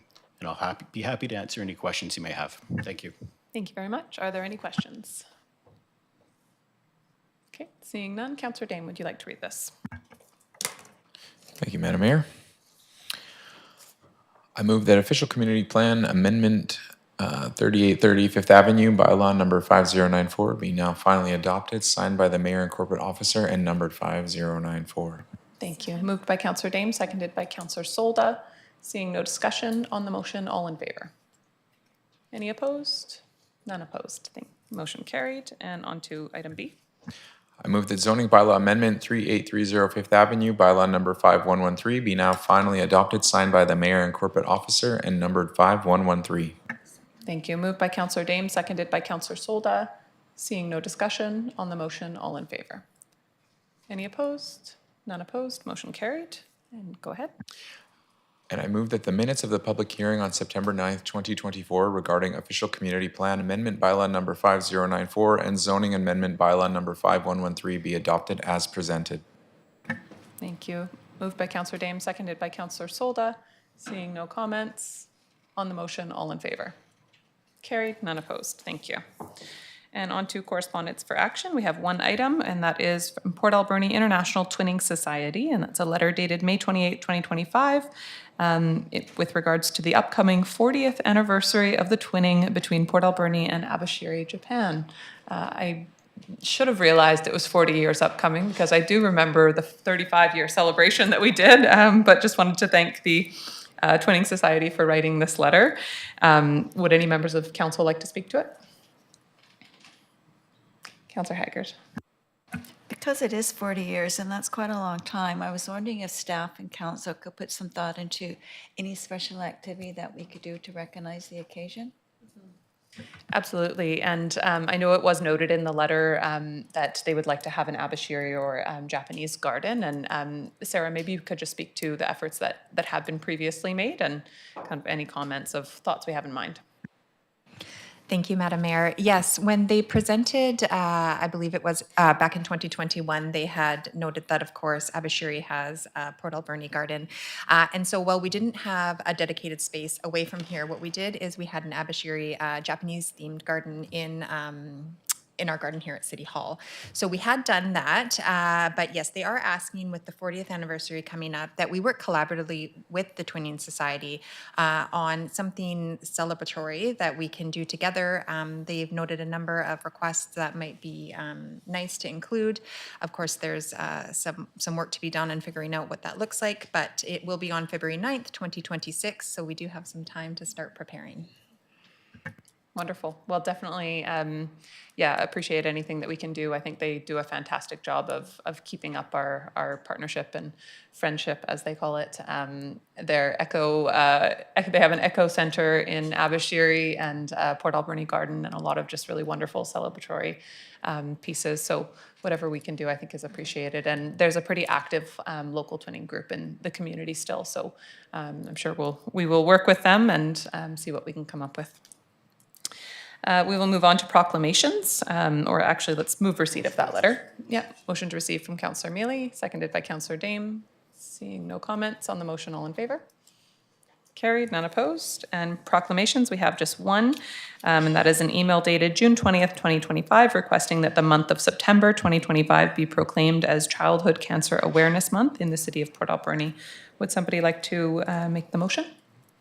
Councillor Mealy. I move that council on behalf of the Islands Kids Cancer Association proclaim the month of September 2025 as Childhood Cancer Awareness Month in Port Alberni. Thank you. Moved by Councillor Mealy, seconded by Councillor Dame. Any comments? Seeing none on the motion, all in favor? Carried, none opposed. And on to correspondence for information, I will go to our corporate officer. Thank you, Madam Mayor. We have a copy of a letter from the Village of Chase to the Minister of Education and Childcare regarding a resolution for funding of public education. We have the news release from the ACRD, and this was a joint application, and it's funding awarded to the Emergency Operations Center to improve capacity in the ACRD. We received the user service fee update from Prime Corp. The Minister of Health sent forward information on the continuation of funding for the Farmers Market Nutrition Coupon Program. The City of Port Moody shared a UBCM resolution, and we have the February 25th Audit Committee meeting minutes. Thank you. Thank you very much. Any items councillors would like to speak to? Councillor Mealy.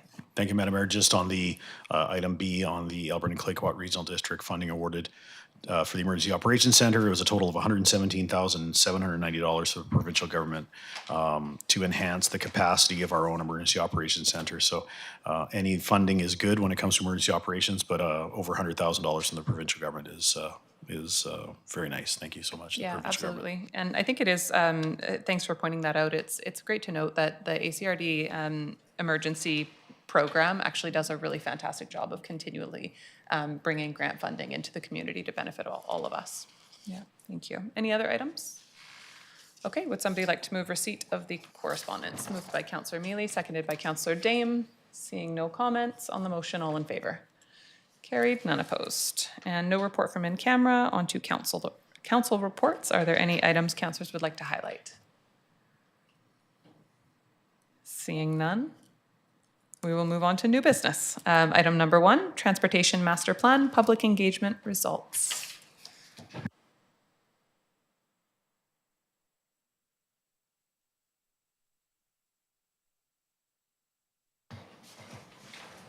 Thank you, Madam Mayor and Council. So in March and April of this year, our Transportation Master Plan team completed some fairly extensive public and interest group engagement, including a community interest group meeting, open house, an online survey. And in all, we heard back from about somewhere between 350 and 400 people from the community. So I'm here today to share the results of that engagement round with the council and the community. So following this council meeting, we intend to release that report on the project website and announce to the community that it's available for viewing. So there's a lot of information in the report that was put together by our consultants. It's fairly extensive appendices because we've got any written comments that we received are all fully and individually included in the appendices. So anybody that wants to really dig into more specifically into the thoughts or the details of the survey, all that information's in there to peruse at your leisure. So I'm just going to hit on just a few interesting highlights, some of the information that'll be informing the team as we develop projects, priorities, and policies for the draft Transportation Master Plan. So one of the questions we included in the survey was we asked people to rate a number of transportation-related elements within the city on a scale of very poor to excellent.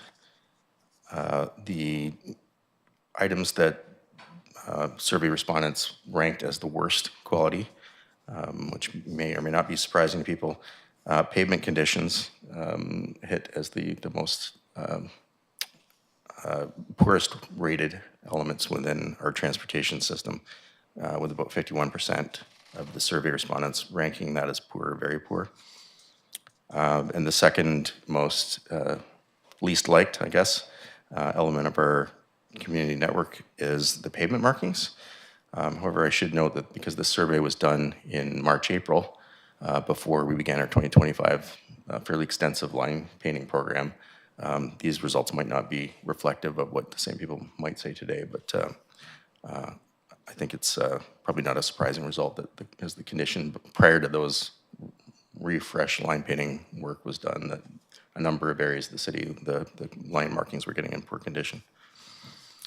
Areas where we had a higher, the highest level of satisfaction by respondents would be traffic levels, so traffic volume, quantity, delays, things like that, the amount of time it takes to get around town. And we had a high level of satisfaction with the existing network. Parking and road safety for drivers were the three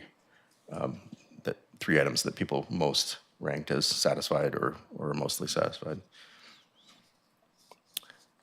One of the other questions we included in the survey was which transportation-related elements do you want to see prioritized for improvement?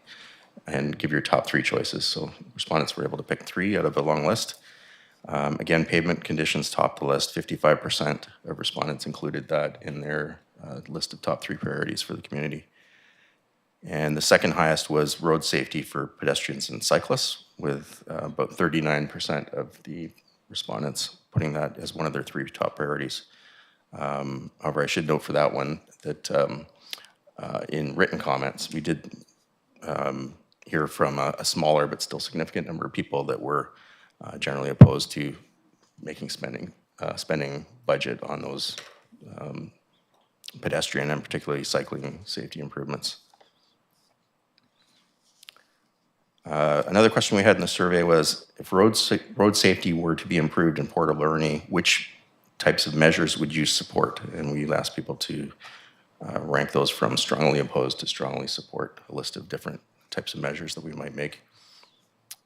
The most supported 2 elements were improving pedestrian crosswalks. So very high level of support. 84% of respondents were in favor of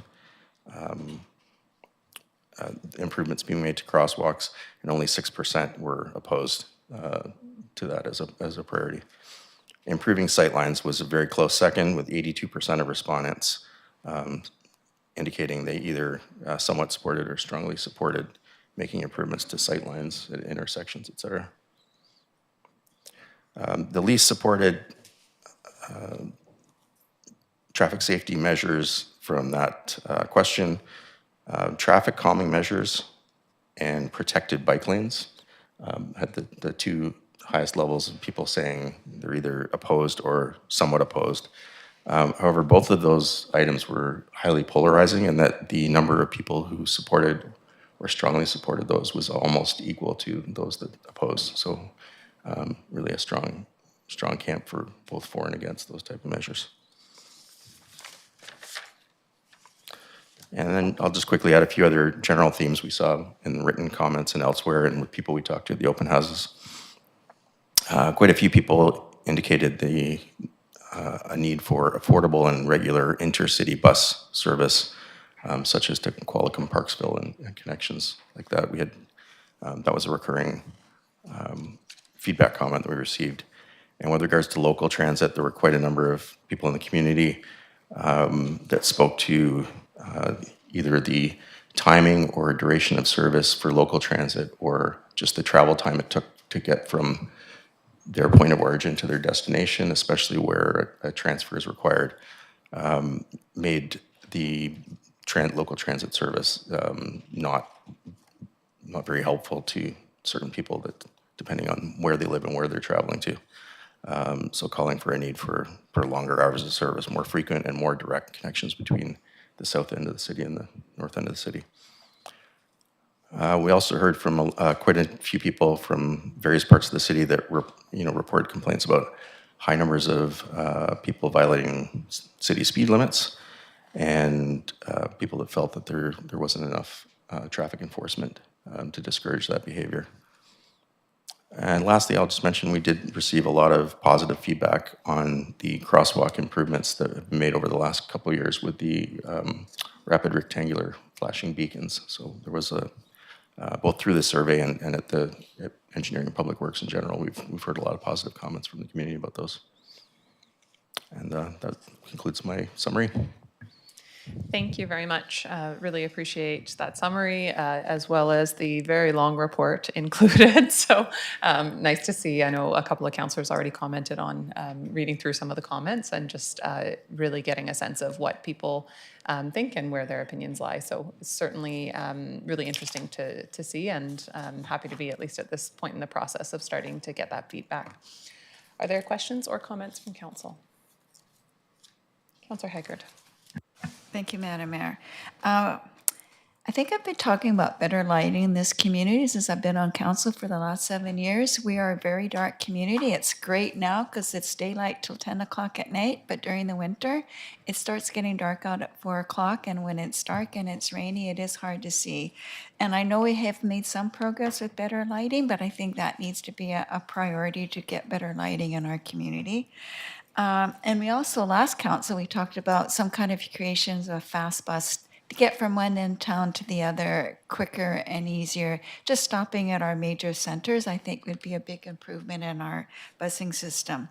And you talked about the intercity bus service. Now, would that not be an ACRD service? So I think with that, Madam Mayor, and I need to take that to the ACRD board and bring that up again. It has been talked about, but there wasn't a lot of support, so I think we need to create that support. Absolutely. I think we could forward this along to the board for information, as it is, noted in there. And when BC Transit came most recently to talk, they did note that, and growing support for that service as well. So appreciate that it's mentioned in this feedback. Other comments? Councillor Solda. Madam Mayor, maybe staff can explain now what happens to the transportation master plan. We have it. Now, what do we do with it so the public understands what's the next steps?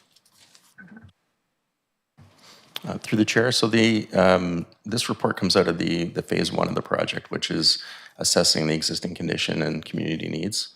So the team now is working through everything we learned, not just through the public engagement, but also their technical analysis of our road network, intersections, our crash statistic data, They've crunched through all that. We've got additional background memos that we've received from the consultant. So that phase of the work was completed this spring. The current phase we're in now is actually developing the master plan in draft for sharing with the public at the next stage. So the intent is the team, supported with our consultants, will present what we're proposing based on what we've seen, what we've heard as priorities, policies, and projects that we think that we should adopt as the master plan. Then that will be another opportunity for community feedback to review, see what we're proposing, and we gauge that feedback before we finalize and create a final version of that plan. Thank you. Any other comments? Okay. Councillor Mealy. Thank you, Madam Mayor. Move that council receive the Transportation Master Plan Public Engagement Results Report dated June 18th, 2025 as information. Thank you. Moved by Councillor Mealy, seconded by Councillor Solda. Seeing no comments on the motion, all in favor? Carried, none opposed. Thank you very much for presenting the report. Thank you. Thank you, Madam Mayor and Council. All right, and we will move on to Audit Committee Terms of Reference.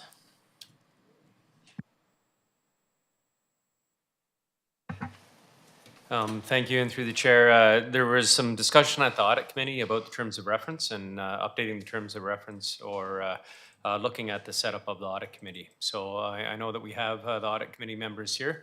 If they want to discuss some of the discussion at the audit committee, and myself and the director of finance can add any information if needed.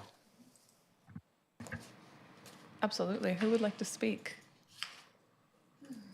Chair, Councillor Solda. Well, Madam Mayor, we noticed that the audit committees, we meet and we never do a really report to council. And so it's us looking at it, and then from there, where does it go, right? So we figure it should come back here, and maybe we as a council need to take a look at it as a whole. I don't know if anybody else from this audit committee wants to talk about it. We have 3 people that come pretty well, the same people, and they ask all the questions and that, but the public never gets to hear it. So maybe we need to have it here at this table. I'll leave it to the rest of the gang here to elaborate a little more, maybe on it. Thank you. I'm going to go to, I'll go to Councillor Dame and then to Councillor Patola. Sure. Yeah. Thanks. Yeah. I think that early on in the term, the audit committee was sort of something that I didn't fully understand, and it was a good way, I guess, for me to sort of catch up on a lot of the way that the city does things financially. It was a good educational experience, but the longer that I have sort of been on that committee, the more I've sort of questioned whether or not it was really serving the purpose that it was intended to. And as you know, I think I'm really proud of a lot of the changes that the city has made to the way that the budget's presented and the way that the public can now access information in a more accessible way. And I think that it's become increasingly clear that the financial team's doing a great job, and as we go through things, we have fewer and fewer questions as we, are more clear on how things work, and it's become really more of a place for the public to just kind of come and sort of ask as many questions as they would like. And I'm not saying that that's a negative thing, but if that's the sort of what it's become, I think that we should be intentional about how we present that transparency opportunity. And so I think we've just had a discussion about whether or not we're achieving those goals and whether or not the goals that it is achieving are being met in a effective way, intentional way. So yeah, I think I would like maybe just to see a bit of a discussion on if the rest of council has any thoughts on that. Thank you. Councillor Patola, anything to add? Thank you, Madam Mayor. So this is a suggestion by the committee to simply have the terms reviewed. The purpose of the committee is financial oversight.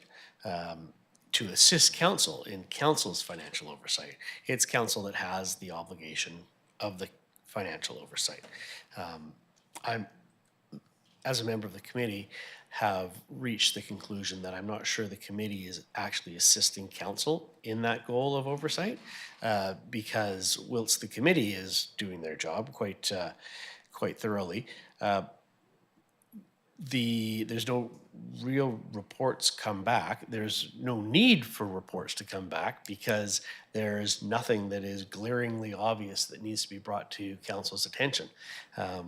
And the requirement for oversight seems to be sufficiently addressed through our process of quarterly reports to council, financial reports, budget presentations, and our year-end audit that has shown there really are no concerns. So there isn't a need at this point from the committee's perspective, or at least my position on the committee's perspective, to assist council in any way that council isn't already getting that information. And in fact, it may be of greater assistance to council and public to utilize the processes we have now, or if there's a gap in them, to reinforce that somehow so that those discussions are videotaped, broadcast on YouTube, and available. Really, the request is there a need to redraft the terms to benefit council's oversight obligation? And without prejudging that, I think that personally, because of firsthand experience, I don't think that there is a need really for the audit committee at this point any longer. And I should say at this point, because of course there's always could be a time where because of changing landscapes in the world financial markets, there will be a need to look more closely at the finances and audit them more closely. But as it is now, my recommendation would be that we don't need it. But I think more importantly, it's a discussion for council to have, for council all to chime in and make their needs known so that we can make sure that the committee meets those needs. Thank you, Councillor Solda, and then I'll go to Councillor Mealy. Yeah, okay, so I've sat on the ACRD the audit committee before and chaired it and everything.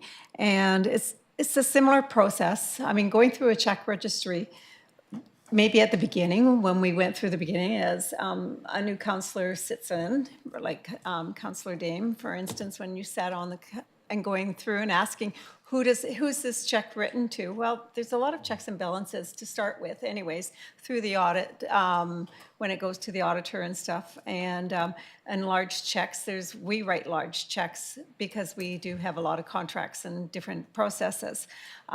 We have 4 to 5 staff sitting there for 3 hours, 2 to 3 hours in an audit meeting. That's a lot of staff time, and they could be doing something a lot more of value comparing to sit into an audit committee on top of that. I have no problem with the audit committee. We took away going through the check registry. We just go, is there any questions through the check on any checks and stuff like that? There isn't, okay, let's move on. But we've shortened that process, but there's others too. There's other things. So maybe the terms of reference need to be done at a committee of a whole, and let's take a look at it like that, or make a decision here and there right now. Thank you very much. Before I go to Councillor Mealy, can someone tell me, because I've actually never sat on the audit committee before, by way of not putting myself on the audit committee. But can someone tell me why the meetings take 2 to 3 hours?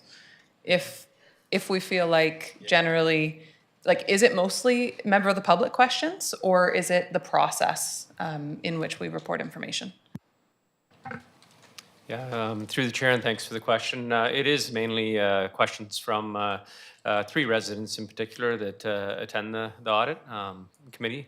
They do go through the audit financials quite thoroughly and ask questions about things that they want clarity on. You know, there is other ways of dealing with that, but also discussing it at a council meeting would also give them the opportunity for a question period as well.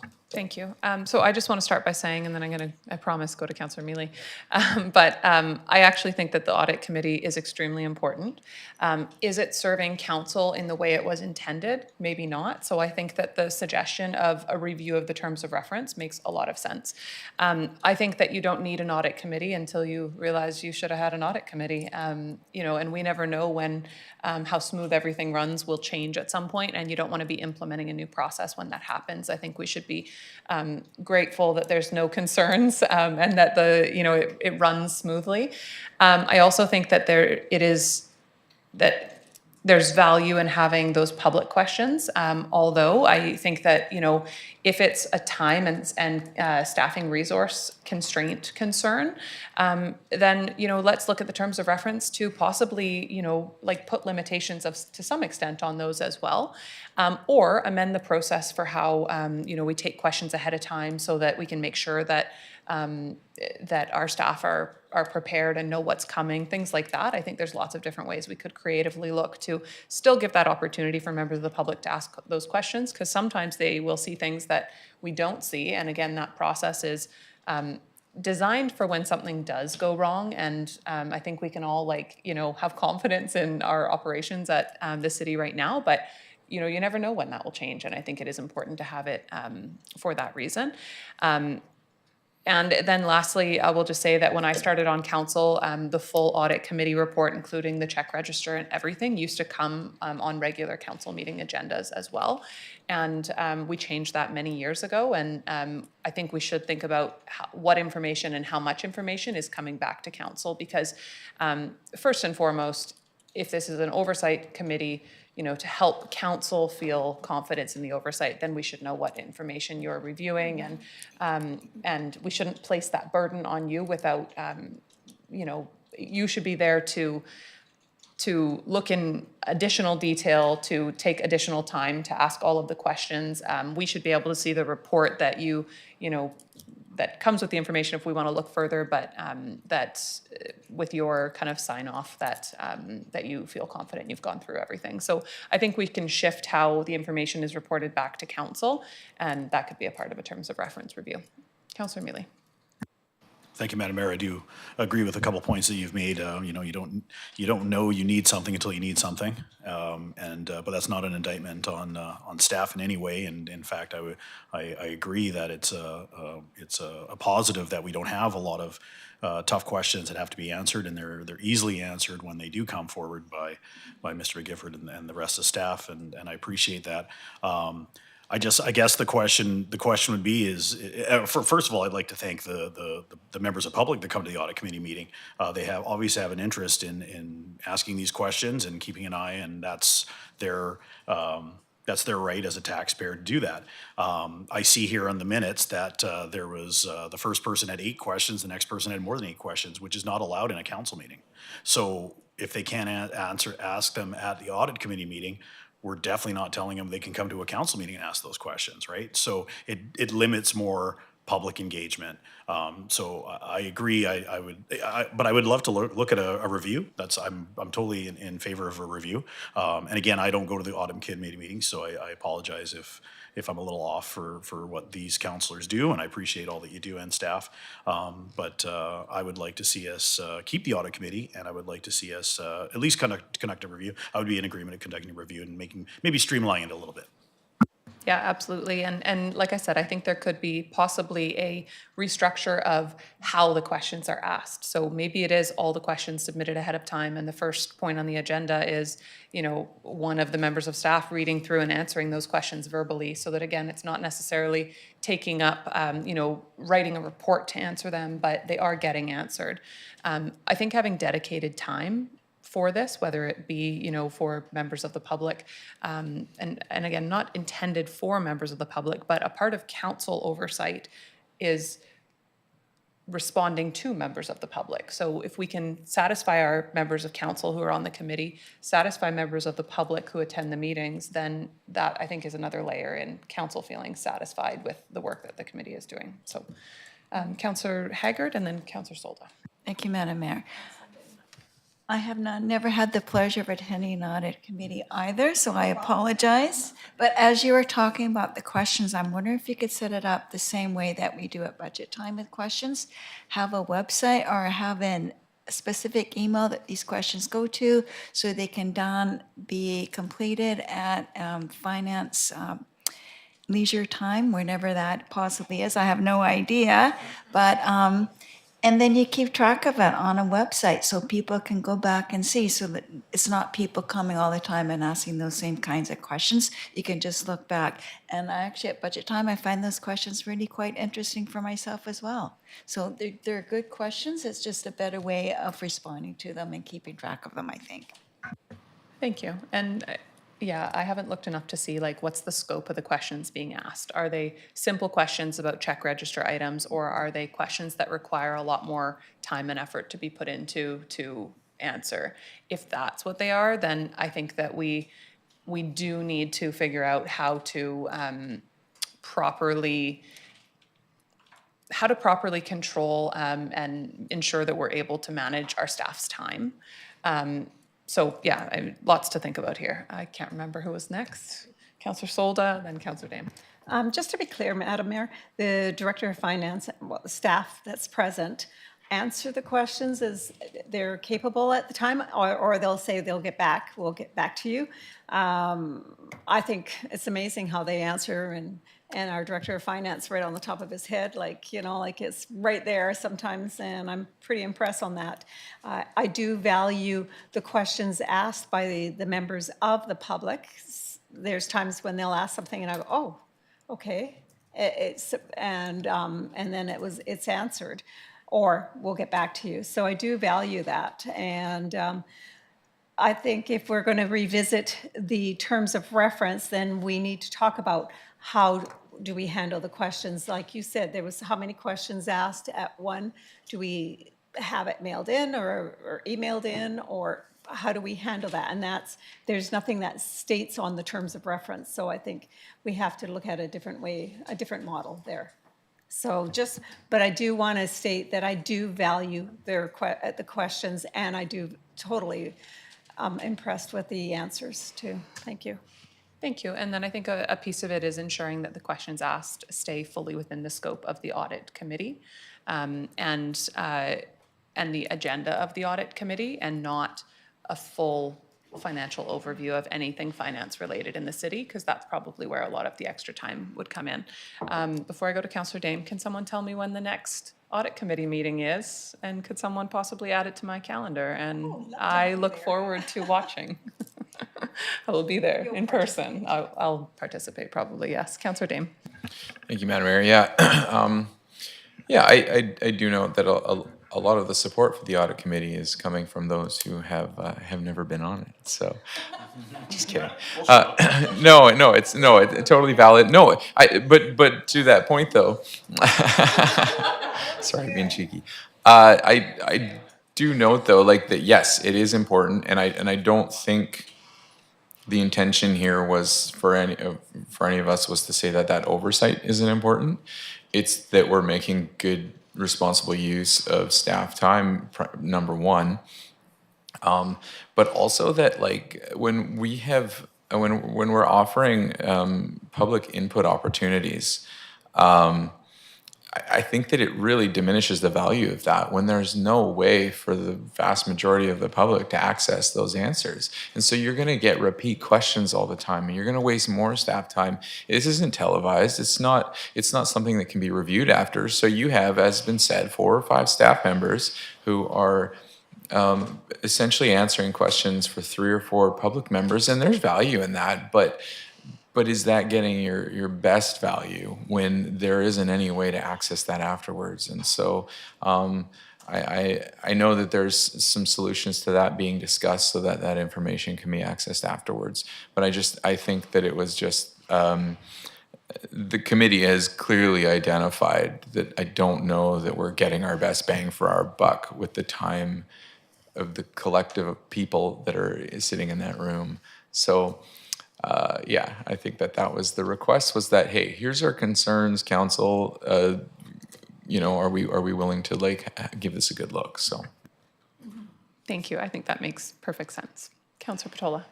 Thank you, Madam Mayor. Not to beat a dead horse, because I'm sure this discussion will continue should the motion pass, but which hasn't been made yet.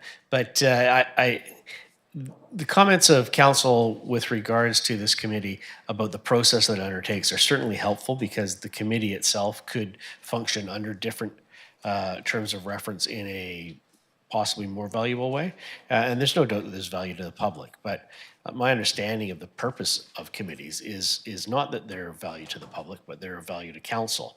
And that we shouldn't focus so much on the process of how many questions are asked or whatnot. Although that is certainly a useful part of it, we should be focusing on the purpose of it. And council, I would really value council's input to say, this is what I want out of this committee sitting.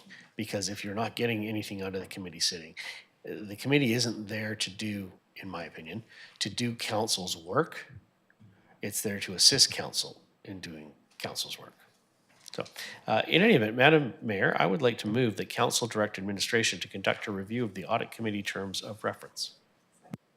Thank you. Moved by Councillor Patola, seconded by Councillor Solda. Any further comments? Yep. Oh, yes, Andrew.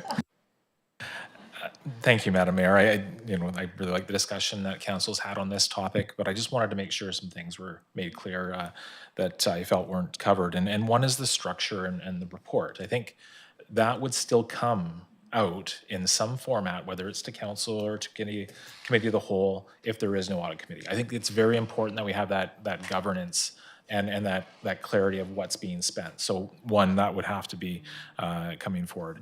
And the second one, I do like Councillor Haggard's point about the online, can we do a Let's Connect where you can have maybe some details on and questions that are relevant to the audit committee. If it's for infrastructure services or other departments, then they should go to the right place, but just having that control. And not only is it staff's time, I think it's the 3 councillors' time too, that was spent on being here and preparing for that. We do look at the turnaround and getting questions from the public. So often those members of the public do a great job over the weekend and look at the agenda like you do, council, and then come prepared for that meeting. So it's not something that they can get to us probably beforehand, but having that online, I think that would be an opportunity for the public to engage and actually look at that.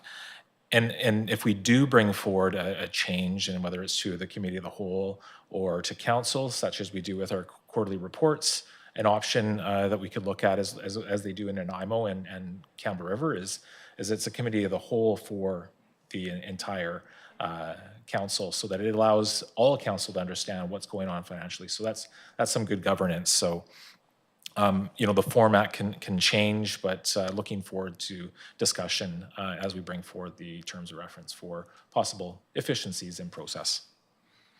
Thank you very much. And just want to note that one of the questions asked was, is there any way to fix the echoing of the mics during the meeting? So I do think, Roland, that is a little outside the scope of the audit committee.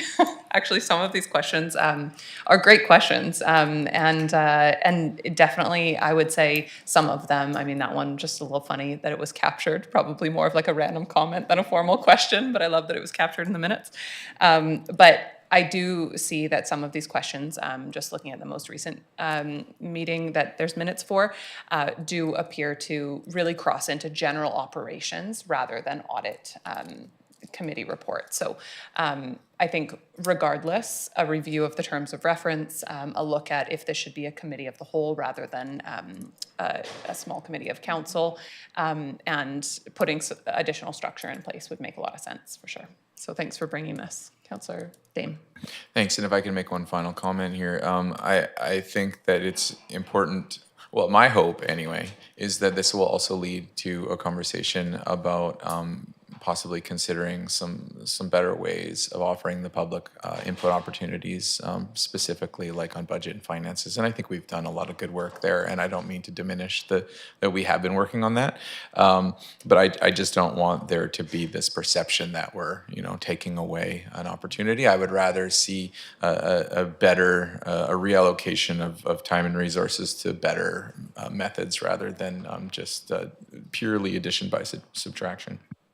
Absolutely. Okay, with that, on the motion, all in favor? Carried, none opposed. All right, that brings us to question period. This is an opportunity for members of the public to ask questions of council on decisions or recommendations made during the course of the meeting. Who would like to ask a question? Come on forward.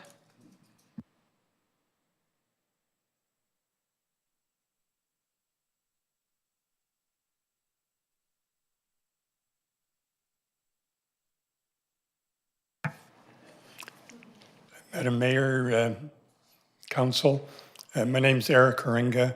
I live at 3575 Bracken Lane. I heard several mentions to the Bird Road reconstruction. I've only lived here 7 years, but whole 7 years I've been waiting, and the shocks of my last century car have been waiting for that to take place. There's two beautiful bicycle lanes going up either side of Bird. Unfortunately, the south lane, the people in the adjacent apartment block seem to be reluctant to relinquish their on-street parking. And so for the last 2 weeks at least, there's anywhere from at least one. I go by there 4 times a day. I've never seen a clear bicycle lane. So at some point, there's a white bicycle at Redford, and there's a white bicycle down towards Argyle, and there's no point in having beautiful bicycle lanes if people are going to ignore it and continue to park in the middle of it. Someone's going to be forced to go into the traffic lane, and there's going to be an accident. And so, I've talked to the bylaw department. They say, oh, we're aware of it, lots of complaints, we're enforcing it. But it's the same group of cars from the residents that are there every day. I've never driven by there where I haven't at least seen with the one car and up to 12 cars still parked there. So, something, either the city's going to have to remove the bicycle logo, or they're going to have to take enforcement steps. The RCMP say it's bylaw. Bylaw say they're looking into it, but nothing changes. So I just wanted to make that point. Yeah, well, thank you so much for your question and for coming and making that point. I live in the same area, as you'll know, and I every day think the same thing. I will just say that, behavior takes time to change. And I think that a lot of the residents who live in that area are unaware that the parking was actually removed. And I don't think we've really done a great job to actually show that even. Like I was trying to look the other day and wondered if we put up signs. I didn't see signs, but anyways, I do think that it will shift over time. But Mike, maybe you can just speak to where we're at with it. Sure, thank you. And through the chair, this is an ongoing issue, as the resident did mention that they have been there for some time. So in enforcement, in bylaw, first we try and talk to the resident and try and help them understand why parking isn't allowed in that area and what informed the decision or design for why that happened. And then we move to other measures, which is ticketing and then eventually towing. So we are working with the residents that are in contravention of the bylaw in there and parking on the street, and we'll increase enforcement in the area as needed. We are also shifting to a bylaw in the evening as well. So when that starts, we'll also be enforcing the area later in the evening with a few vehicles that are presently there in the evenings and not there during the day. So there are several people that we have to have conversations with. It's the same group of cars that are there. So obviously, I mean, the building project's been going on for 5 or 6 years. So I think people must have been aware that the on-street parking was being replaced by a bicycle lane. So they've obviously had some time to either make arrangements with the apartment building for parking or to, access the on-street parking Yeah. on the I think that side streets. I think that residents of the apartment building were not aware that, like, residents specifically, building owners may have been. I think that residents of the apartment building were not aware that the parking was going to be removed. And, that doesn't mean that we didn't inform them, right? It's hard to inform residents who, may or may not be engaged in typical city processes. We can do mail outs, and that doesn't mean that they even get it. So I have noticed that the number of people parking there has reduced, so I think that's great.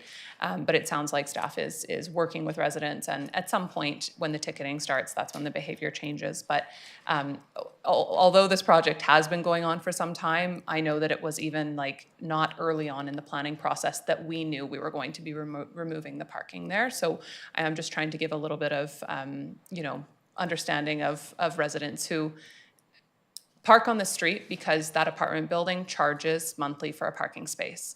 And I think that that's important for us to remember as well. It's not an excuse. They can't park on the street. That has to be sorted out. But the units are reasonably expensive as it is, and the parking, they have to pay additional if they want a parking space. So that's something that, is a bit of a concern to me. It doesn't mean that we let them park on the street by any means. It defeats the purpose of the bike lane, but it means that we give them a little bit of grace and patience as they work out kind of new options.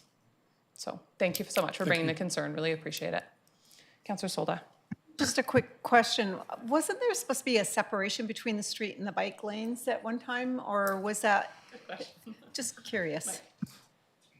Yeah, thanks for the question. So there is actually, on most of Bird Street, the sidewalk wasn't reconstructed. In front of the apartment, the sidewalk was already reconstructed. So that is the only place where it's not a separated grade in between the street and the bike lane. So the rest of the Bird Street is a separated by grade and then separated from sidewalk. So that is something that was considered. However, in the apartment design, they utilized the full area of boulevard, so pushed the sidewalk out into where the parking would have been. So the sidewalk would have had to have been much closer and would had to have been ripped up to allow for a grade separated bike lane. So it's the owner of the building's fault, or whose fault is this? Through the chair, it's nobody's fault. Different standards are used at different times.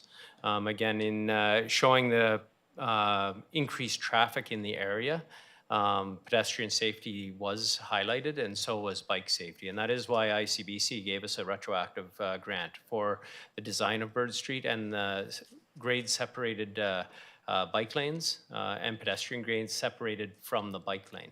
So we are following the proper standards. However, when the construction of the apartments went forward, they did an off-site building in stages, and in those stages were replacing that sidewalk and building out the boulevard area to the standard of the day when the development permit was approved. Thank you. Any other questions from members of the public?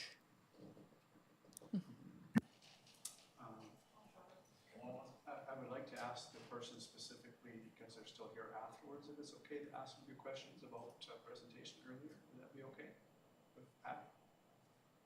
Yeah, do you want to talk to Pat, or you want to ask? Yeah, no, I'd rather than bringing it up in public, just for some clarification. Absolutely. Is that okay with you? I'm sure you can talk to Pat. I'm sure Pat's not Thank you.